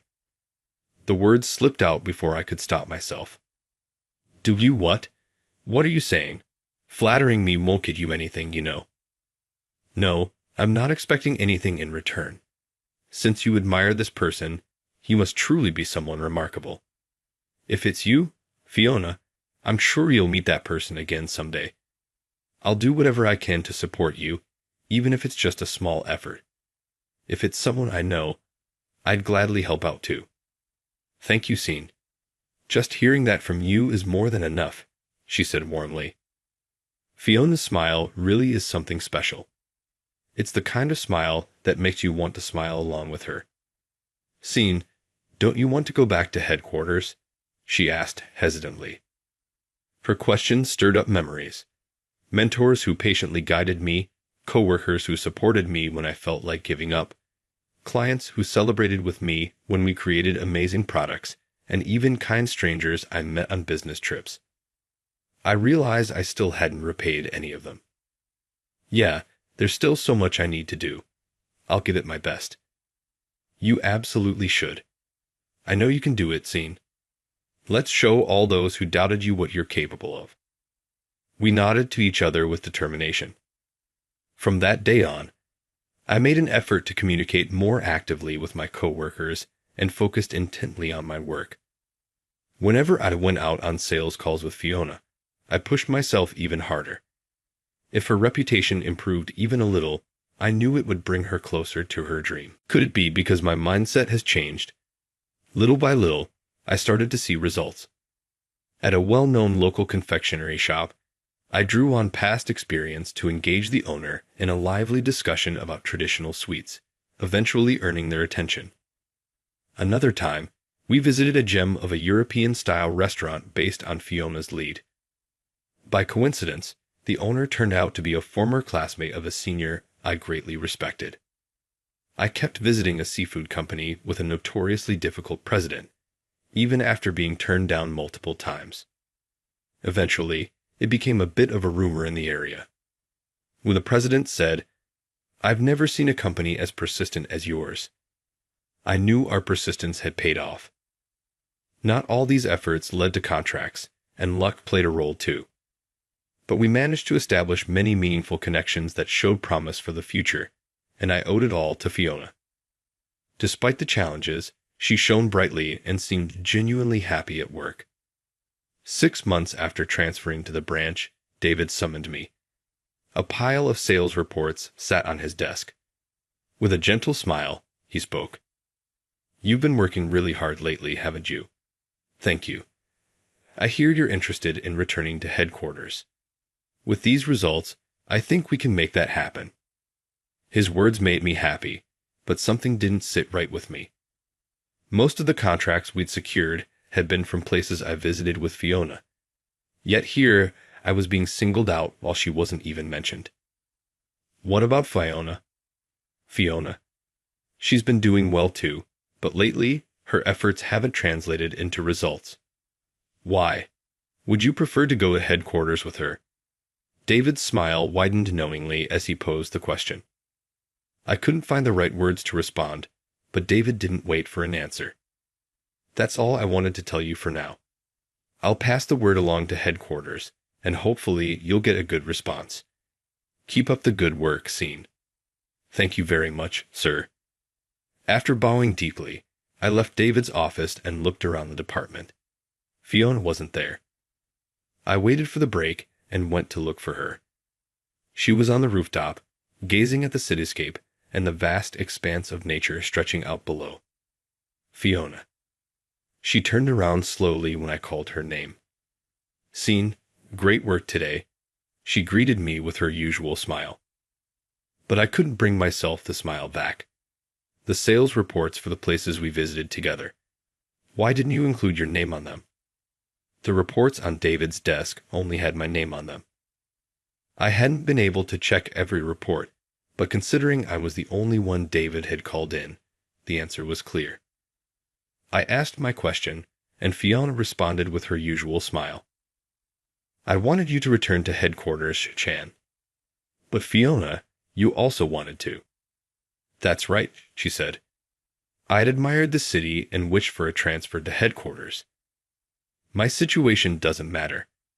What's more important is you going back to headquarters and proving yourself. I want you to find happiness, Shan. She looked at me with a determined gaze and continued, Do you remember the person I told you I admired? That person is you. What? I was stunned.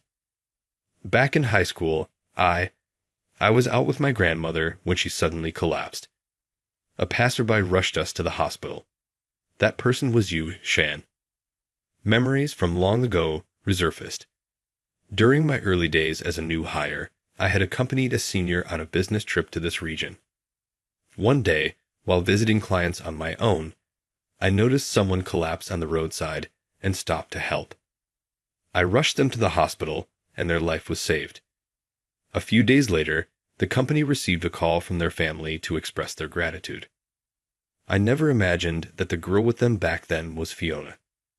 At the time, I was so flustered that I couldn't do anything, but you stayed by my side, talking to me and keeping me calm until my parents arrived. With a tender expression, she clasped her hands near her chest. I was so thankful, not just for saving my grandmother, but for easing my worries by staying with me. I wanted to thank you in person. My parents told me where you worked, so I worked hard to join the same company. But I didn't know you were from headquarters and ended up at the branch office instead. She laughed shyly and scratched her cheek. So that's how it was. I'm sorry I didn't realize sooner. It's been 5 years.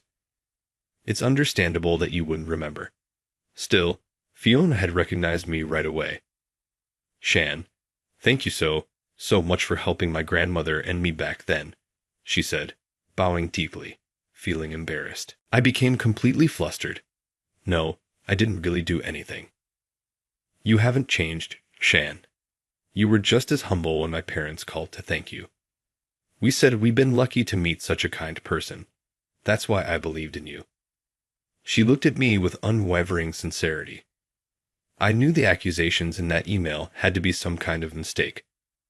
The Shan who helped us would never do anything so cruel as to hurt someone. She had believed in me all this time. I'm the one who should be thanking you. You helped me face my job again. I can't thank you enough. Fiona, truly, thank you. I'm so glad.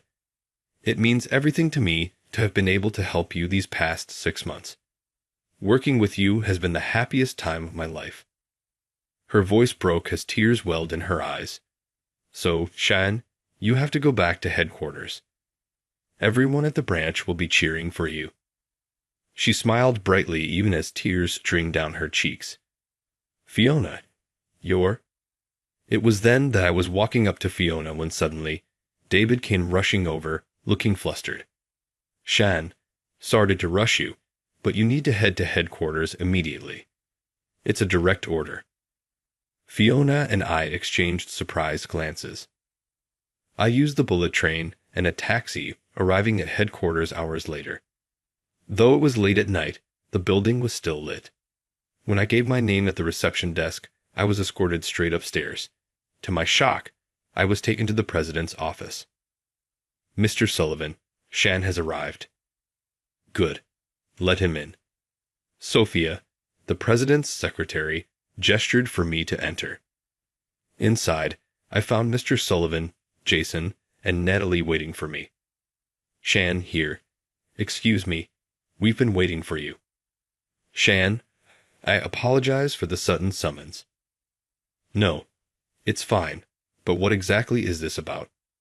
Confused by the situation, I couldn't help but ask.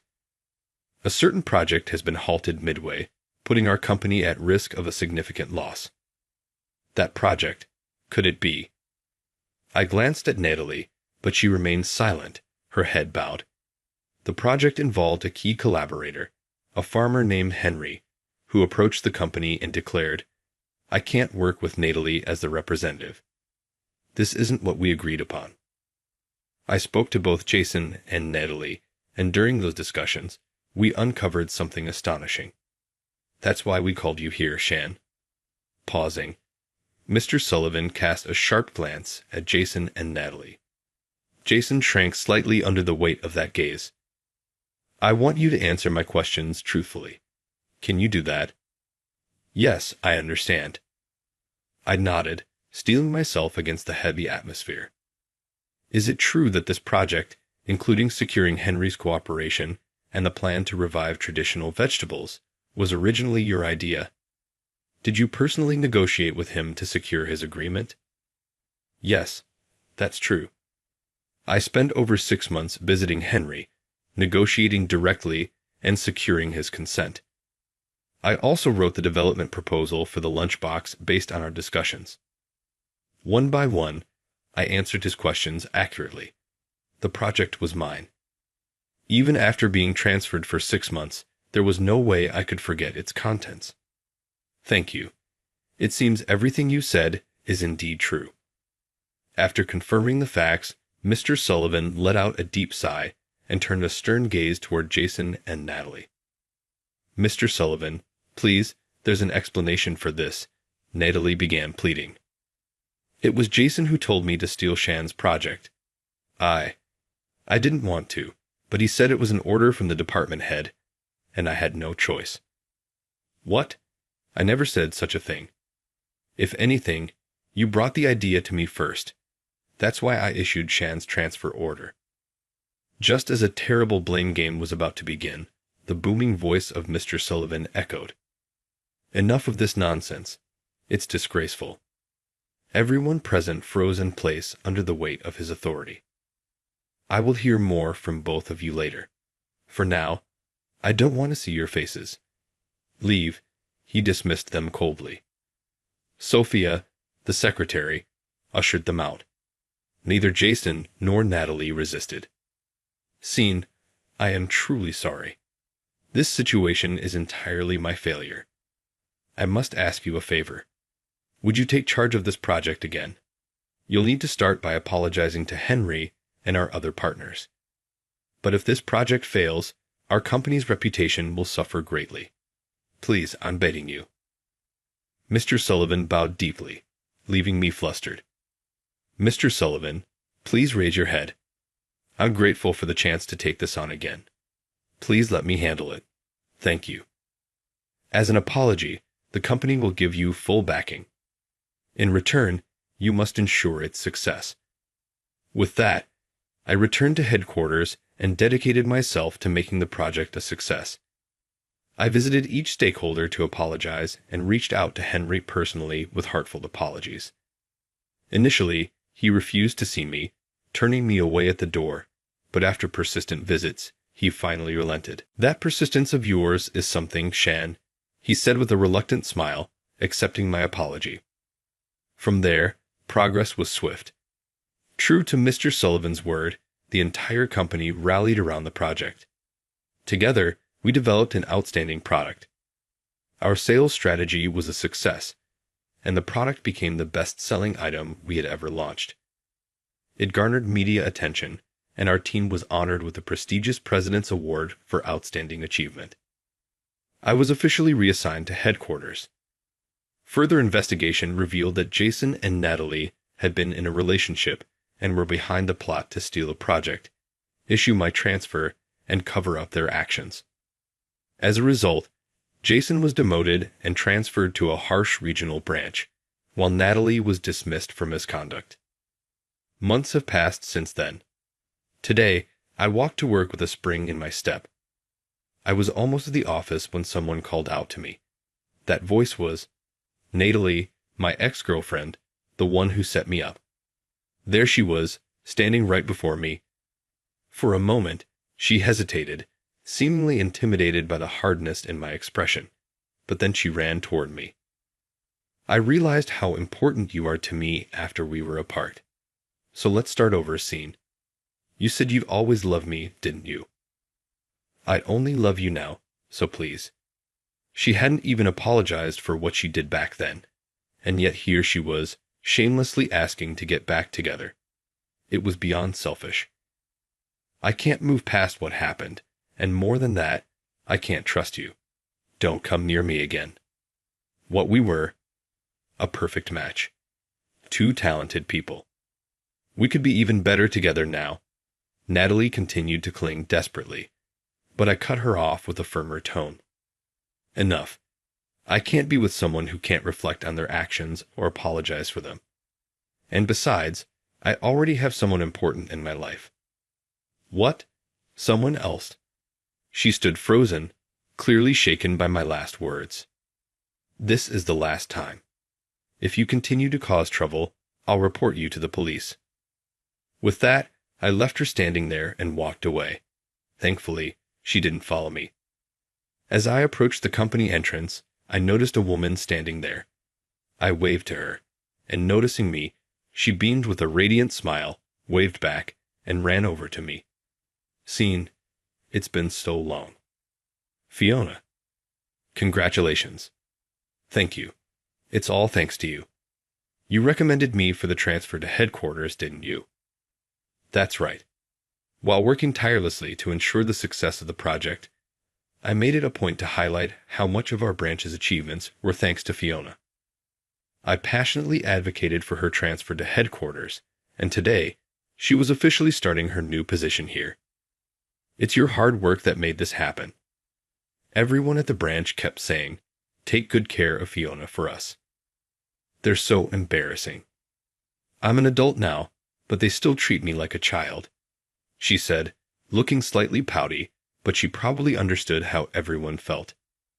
Her happiness was still evident from her expression. You're heading to make your introductions now, right? You'll do great here, Fiona. I'm sure of it. I gave her a playful pat on the head. Scene, don't treat me like a child, too. Her face flushed red as she protested, and I couldn't help but laugh at how adorable she looked. I'm glad you're finally getting to work at the company you admire. When I said that, Fiona shook her head. What makes me happy is that you're here, Scene, she said, looking straight into my eyes with unwavering sincerity. For me, it's not about where I work, but who I'm with. As long as I'm with you, it doesn't matter where I am. It's the best place for me. Her words hit me straight in the heart. It was true. When I was transferred to the branch and at my lowest, she was the one who pulled me out of it. The days we spent working together were the brightest moments of my life. I feel the same way. Being with you makes everything more fun and fulfilling, I said, pulling her into a hug. I didn't care that others on their way to work were watching. Though we were in different departments, I was thrilled to be able to work alongside Fiona again. Here, with her by my side, I knew I could face any challenge. Feeling the warmth of her embrace, I silently vowed to always be the person she could rely on.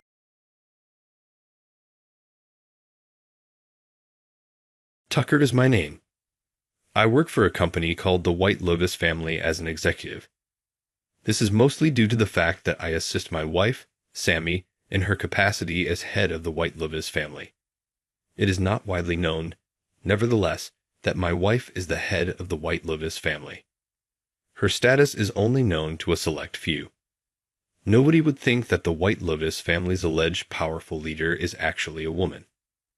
Sammy received an invitation to someone she knows' wedding today, so we decided to go together. I eventually located my wife's name card when we got to the venue and began perusing the seating map. Ugly Fat Pig was scribbled on it by someone. Oh no. Who would act in this manner? Unforgivable. Frustrated, I balled the card in my fist. Stop being so upset. There's nothing to worry about. We can't make a scene because it's someone else's wedding today. As she sat down, Sammy stated coolly, "Just let it go." A man walked up to us, grinning, as she sat down. "A lonely seat like that suits you," our old friend Mickey commented. Sammy had known him since high school. The women at his table were all very attractive. It was true. Well, it appears that you were also invited. Proceed with your daily activities. You don't have to tell me. What? Are you simply going to dismiss me in that manner? How can you possibly attend a wedding in this manner? You're completely unwelcome here. You ought to simply depart prior to the commencement of the ceremony. Mickey became even more annoyed by Sam's uninterested attitude, and everyone else chuckled with him. I thought to myself, looks like I'll have to shut him up. As I was about to intervene, when Sammy intervened. I'm all right. For today, let's simply ignore this. If you're too scared to fight back, then don't start acting tough in the first place, Mickey said. By the way, that name card you received was written by myself. How do you feel about it? Isn't it ideal for someone like you? Why would you do something like that? I inquired. My spouse is not afraid. I answered. She just doesn't think you're worth responding to. Are you her husband, then? Thus, you and someone like you was able to marry. Well done on being picked up. But to marry someone like her, Guy, you must have terrible taste. And to accept a loser like you must be a sign of her poor judgment. If you keep being disrespectful, we'll have to take action. What makes you so determined to attack my wife? Do you harbor resentment for her? With what menace are you threatening me? What do you believe you are capable of doing? Try me out, please. I've never been fond of her. Always staring down on me and maintaining a cool demeanor. When I was back in school, she even made me feel humiliated. I've detested her and wanted to put her in her place ever since. I believed it would be ideal to give her a small surprise when I found out she was going to this wedding. You haven't changed at all, have you, holding onto something from so long ago? It's pitiful of you to act this way at your age, Sammy said. What were you saying? You'll regret it if you don't monitor what you say. Now, do you know who I am? I belong to the mafia. I can make you vanish if I get serious. Do you truly wish to maintain that mindset with me? So you're a mafia now? You're correct. Oh, you must be afraid. It won't be just me if you cross me. You may also be pursued by my supervisor and his team. To be honest, though, I don't even require them. I'm capable of managing you on my own. Mickey exuded confidence in his new persona. He had been drinking, and he was inebriated. He became increasingly insulting to my wife. Hey, why don't you pour me a drink? Maybe I'll even drink with you if I feel like it. Or are you saying you're not up for it? Mickey laughed as he placed his hand on Sammy's shoulder. What do you think you're doing? You've had too much to drink. Get away from my wife and step back. You'll regret this if you don't stop. The weakling husband thinks he can scare me? Do you really think I'm going to back off because of you? Do your worst, but it won't work on me. Mickey laughed as he bashed my shoulder. This isn't your event, is it? The ceremony is about to start, so could you calm down? Don't act so familiar with me. Who do you think you're ordering around? You're only this confident for now, but you'll regret it soon. Nobody here is on your side. What can you possibly do? Mickey's harassment didn't let up. Please stop this. I don't want to cause trouble for the people here. You're here to celebrate too, aren't you? If you really want to settle this with me, we can arrange a time later, but not today. What? I don't have time to waste on someone like you. I'm not here for the wedding. I paid for this so I can do whatever I want. Look at your shabby clothes. Isn't that more disrespectful than what I'm doing? Why don't you ask the beauties here? Ask them what to do. No matter what you wear, you'll always look miserable. You're crossing the line. Enough is enough. I'm fine. I can handle it. Just stay quiet. That's right. Stay quiet and do as I say. If you understand, answer me. Come on, answer. Why are you letting him get away with this? Nobody in the venue knew that Sammy was the leader of the White Lotus family. While she remained composed as a true leader would, I found myself nearing my breaking point, frustrated by Mickey's relentless provocation. If I reveal that Sammy is the leader of the White Lotus family, he'll definitely shut up. No question about it. But that would cause a huge scene. I can't ruin this wedding. What should I do? What's with the silence? Do you get it now? If you understand, get down on your knees and apologize. Say, I'm sorry for being so insolent towards someone like you, and say it loud. Miss Saxon, shall we leave? Yes. Realizing there was no point in reasoning with this guy anymore, I whispered to my wife, and she seemed to agree. Remember this well. I'll make sure you regret this. It's too late for any apologies now. Get ready for what's coming. Oh, still talking. Tough. What's this? Finally deciding to leave. Just as my wife and I stood up and were about to exit the venue, an unexpected figure walked in. This person, who had overheard everything, seemed determined to drag Mickey straight into hell. As we reached for the door, it opened before we could touch it. Standing there was someone Mickey clearly didn't expect to see, Molly. What are you doing here? Standing in the doorway was Molly, Mickey's girlfriend. She ignored his attempt to address her and ran straight to my wife. Miss Saxon, it's been so long. I've missed you, Molly said, approaching my wife and hugging her with familiarity. Hey, don't mention here that I am the leader. It's fine. I'll make sure to remind everyone to keep their mouths shut when this is over. Anyone who can't follow that will be dealt with, Molly whispered to my wife as she embraced her. Molly, why are you ignoring me? What's going on here? Don't talk to me so casually, you life mafia.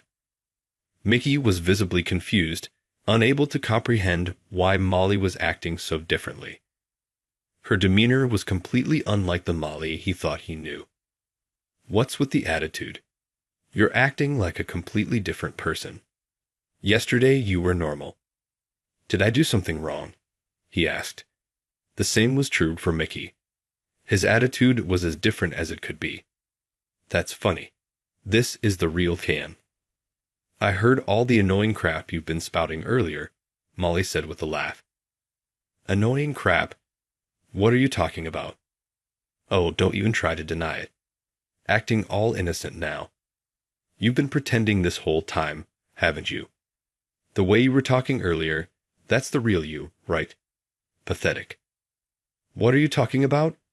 Are you misunderstanding something? Anyway, do you know Sammy? She and I are classmates. Right, Sammy? After all his insults toward my wife, Mickey shamelessly tried to act friendly again. Classmates, sure, but that's all it is. Don't go acting friendly and using my name so casually. What? Who do you think you're talking to? Mickey's patience snapped, and he revealed his true colors. His irritation was evident. Oh, are you sure you want to keep acting like that? Do we even know who she really is? You're playing with fire, Mickey. You'll regret it.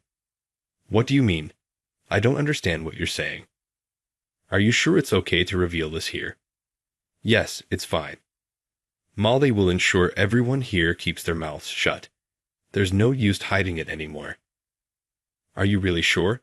Once I say it, it'll be over for you, Mickey. Ha! I'm a mafia member. Like I'm going to flinch at some ordinary person. An ordinary person. This woman is Miss Saxon, the leader of the White Lotus family, the legendary leader. You've picked a fight with the wrong person. Hearing this, every mafia in the room turned pale. The leader of the White Lotus family. You're telling me it's her, not her husband. Mickey collapsed at his knees in shock. What's the matter? Weren't you the one who wasn't going to flinch? Pathetic. Are you scared now? This can't be. I always thought the leader of the White Lotus family was a man. Barely anyone is supposed to know their true identity. Are you planning to get rid of me now that I know? Trembling, Mickey asked my wife. If necessary, yes, I replied calmly. My composure only made Mickey more panicked. So, who are you then? Are you just some ordinary guy? Me? I'm pretty much just a regular person, though I'm currently supporting my wife as an executive in the White Lotus family. Wait, why is Molly connected to that woman? Your ages are different, and there's no way an ordinary person could know Miss Saxon of the White Lotus family. And since you got here, you've been nothing like the Molly I know. You better stop calling her that woman right now. Molly grabbed Mickey's hair and shook his head violently. Hey, what are you doing? Let me go. This woman saved my life. She is someone I deeply respect. So, if anyone insults her or makes fun of her, I might take some action, Molly said with a chilling smile, right in front of Mickey's face. Where's the Molly I know? Did she brainwash you or something? This isn't you, Mickey stammered, trying to divert the conversation. His bravado from earlier was now completely gone. Stop with this ridiculous act already. It's pathetic and makes me sick. Do you plan to keep pretending and hiding your true self just to keep someone like her? Shut up. Who do you think you're talking to? The leader of the White Lotus family. So what? All that legend nonsense is just a rumor, right? I bet you're just riding on your husband's protection while you're nothing but dead weight yourself. Mickey's frustration boiled over, unable to tolerate my wife's composed demeanor. But as quickly as he lost control, he tried to compose himself, fearing he'd lose face in front of Molly. If Molly sees me like this, everything I'd worked for to get her to marry me will go up in smoke. I can't let that happen. Mickey, what do you mean by the Molly I know? I've told you, this is the real me. Did you really think I didn't see through you? I heard everything. I'm here today to celebrate a friend's wedding, but you're ruining a special day with your nonsense. Let's step outside. This isn't the place for this, and you're disturbing everyone. Ruin the day. I had no such intention. And what do you mean you heard everything? What are you talking about? Ignoring his attempts to justify himself, Molly grabbed him by the collar and dragged him into a nearby waiting room with us. Now then, what were we talking about? Oh yes. Are you seriously going to pretend you don't know? If I can somehow get this woman to marry me, I'll have access to her family's money. Her family's rich, and once I've bled her dry, I'll divorce her. Care to explain that? Molly pulled out a voice recorder and played the incriminating audio. What is this? Fake. Someone's trying to frame me. Molly, I'm your boyfriend, right? You believe me, don't you? Boyfriend? Excuse me, we're not even dating. I thought you were delusional, but to actually think we were together. You seriously believe that? Do you think I'd choose someone like you? Don't flatter yourself. I only stayed close to you for my own purposes. It was obvious you had ulterior motives, so I played along. What? You tricked me. Tricked you? Don't make it sound so dramatic. Oh, and in case you've forgotten, let me remind you again. This is the leader of the White Lotus family. You won't just be out of the syndicate. You're done for. It's over. Exactly. I tried to let it slide because this was a wedding, but you've crossed the line. You insulted me to my face, and now you'll pay. Prepare yourself. Wait, what's going on? I don't understand. Was this all a setup to take me down? Did you plan this from the start? Ha, don't flatter yourself. The world doesn't revolve around you. Your insults were unexpected, sure, but I endured them for the sake of not causing a scene. I was about to leave quietly when Molly showed up at just the right moment. Call it divine intervention, maybe. Then, if I hadn't messed with you, none of this would have happened. Maybe so. Damn it, you've always had to have the last laugh. If you hadn't come here, none of this would have happened. You always ruin everything for me. You're pathetic. I said, my patience finally snapping. I grabbed Mickey by the collar and started choking him. Ow. Stop. Let go of me. See, you're the reason why people say she's invincible, right? Stop. I can't breathe. Wrong. If you think I'm the strong one, you're mistaken. My wife is in a league of her own. Want her to deal with you. She'd crush you in an instant. With that, I landed several punches square on Mickey's face. For all your big talk, you're nothing.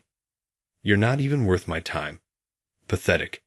You really are weak, and you call yourself a mafia. I hate weak men. Just so you know, none of this was a coincidence. I've been investigating you. That's why I approached you, and you fell right into the trap. You thought you'd marry me for my father's wealth?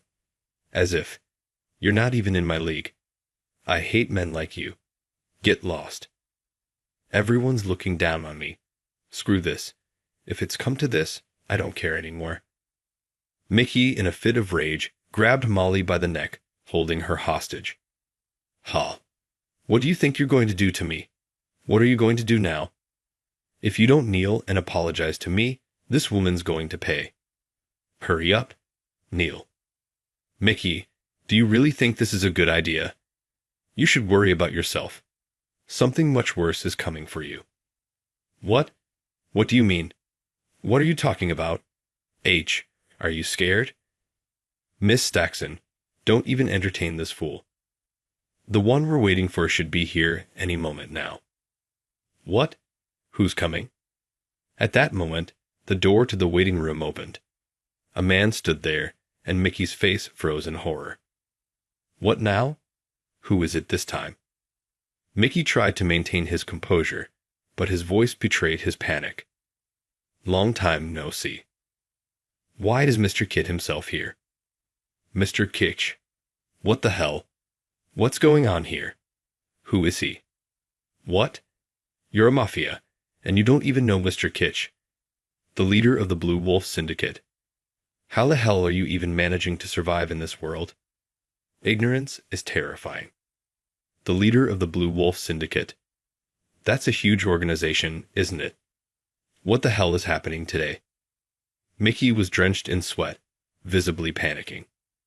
"So what if he is? What difference does it make? What are you doing with my daughter? Get your filthy hands off her now." "Daughter? Don't tell me Molly's father is the leader of the Blue Wolf Syndicate." "Exactly." Seizing the moment of distraction, Molly grabbed Mickey's arm and flipped him over her shoulder in a clean judo throw. "You? What the hell? Since when could you do judo?" "Given my family, I was taught self-defense. Now, what's your plan, huh? You've got some nerve messing with my daughter and insulting the person who saved her life. Are you ready to face the consequences?" "Consequences? What are you talking about? You didn't think you'd get off scot-free, did you? The more we dig into your background, the filthier it gets. It's time we straighten out that rotten attitude of yours." As he spoke, several large men dressed in black entered the room. "What now?" Mickey tried to use the commotion as an opportunity to escape, but the men quickly grabbed him. "Let go of me. What are you planning to do?" The men held him down and began beating him mercilessly. Mickey's screams echoed through the waiting room. "This is just a greeting, but we're far from done. The ceremony is about to start, so we'll change the place and take our time deciding what to do with you. Isn't this enough? What more do you want?" Ignoring his protests, one of the men knocked him unconscious with a well-placed punch. Molly returned to the wedding hall alone and addressed the crowd. "Who had mocked my wife? Hey, you all heard the screams, didn't you? Listen up. You're just as guilty for laughing along with that piece of trash. I don't care how pretty your faces are now. Who knows what they'll look like if you don't shut your mouths about what happened here. Forget everything. Erase it from your empty little brains. I'll let you off the hook, but if I hear even a whisper, I'll track you down no matter where you are. Don't think for a second you'll get away with it. The moment you talk, I'll be there. Got it?" Grabbing one of the women by the hair, she hissed her warning in her ear. The women were trembling, tears streaming down their faces. "Well, are you going to answer me or what?" Yes, they mumbled, shaking and sweating profusely. Afterwards, my wife, Molly, Mr. Kit, and I moved to the Blue Wolf Syndicate's office, dragging Mickey along. "Hey, wake up. Stop sleeping." "Where am I?" "Welcome to the Blue Wolf Syndicate's office." "Why am I here? Let me go." "That's not happening. Didn't I tell you if it came to this, you'd disappear? That you know Miss Saxon's identity is a liability for us, right?" "Miss Saxon." "That's right. If we let someone like you walk free, rumors will spread like wildfire. Honestly, I was holding back at the wedding, but now I don't see why I shouldn't finish you off. You insulted me in front of everyone. Surely you're as strong as you claim, right? If you can't even defend yourself, well, you know what happens. Are you ready?" Before Mickey could respond, my wife pinned him down and landed punch after punch to his face and stomach. Mickey tried to resist, but her blows landed cleanly, leaving his face a swollen, bruised mess. Impressive. She was the one who stood alone against that large group and saved my daughter. You truly live up to the legend. But you, Mickey, what a disgrace. Are you even a man? And which family do you belong to? She is crazy. The Red Lion family, under Mr. Ackerman. The Red Lion family, huh? I know Mr. Ackerman well. Disrespecting the daughter of one leader and her benefactor. You're as good as excommunicated. Excommunicated? Isn't that going too far? It was just a joke. A joke? You saw my daughter as nothing but a meal ticket.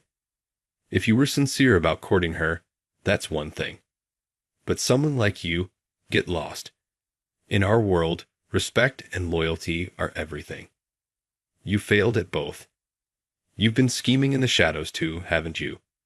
You're a disgrace, and we've uncovered everything. Do you really think excommunication is the worst of it? You're headed straight for ruin. Exactly. I can't stand weak men like you. You're delusional. Good riddance. You messed with the wrong people. We warned you. Damn it, I'm not going down like this.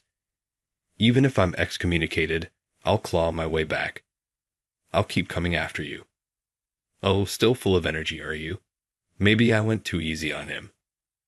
Despite his battered face and broken spirit, Mickey still hadn't learned his lesson. My wife grabbed him by the collar, determined to silence him completely. Come on, fight back. Or are you scared? Scared? Hell no. Don't underestimate me. Mickey swung at her, but she dodged effortlessly. Losing his balance, he stumbled, and in a swift move, she tripped him, sending him sprawling to the ground. You're seriously this weak. I'm fighting you in heels, and you can't even keep up. This is pathetic. Oh, and by the way, you haven't apologized yet. Ideally, I'd like you to get on your knees and beg, but I'll settle for a straightforward apology. Go on. She straddled him, tightening her grip on his collar. Can't breathe. What? You got something more important to say, don't you? If you don't start talking, this might just be the end for you. Ah, so still refusing. If that's how you want to play it, I won't hold back. Fine. I'll apologize. Please forgive me. Don't drag it out. Say it already. I'm so sorry. Your voice is still small, but I'll let it slide.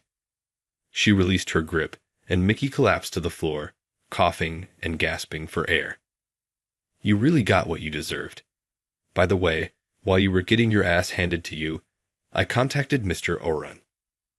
Unsurprisingly, he couldn't care less about a lowlife like you being excommunicated.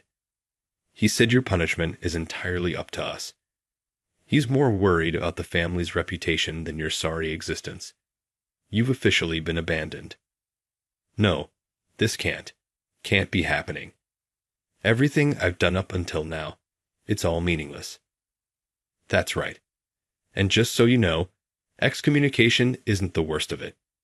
You're out of the family, out of a job, and out of chances. Be grateful you're even alive, though we'll see how long that lasts. From now on, you'll be working under the Blue Wolf Syndicate's orders. Consider it poetic justice.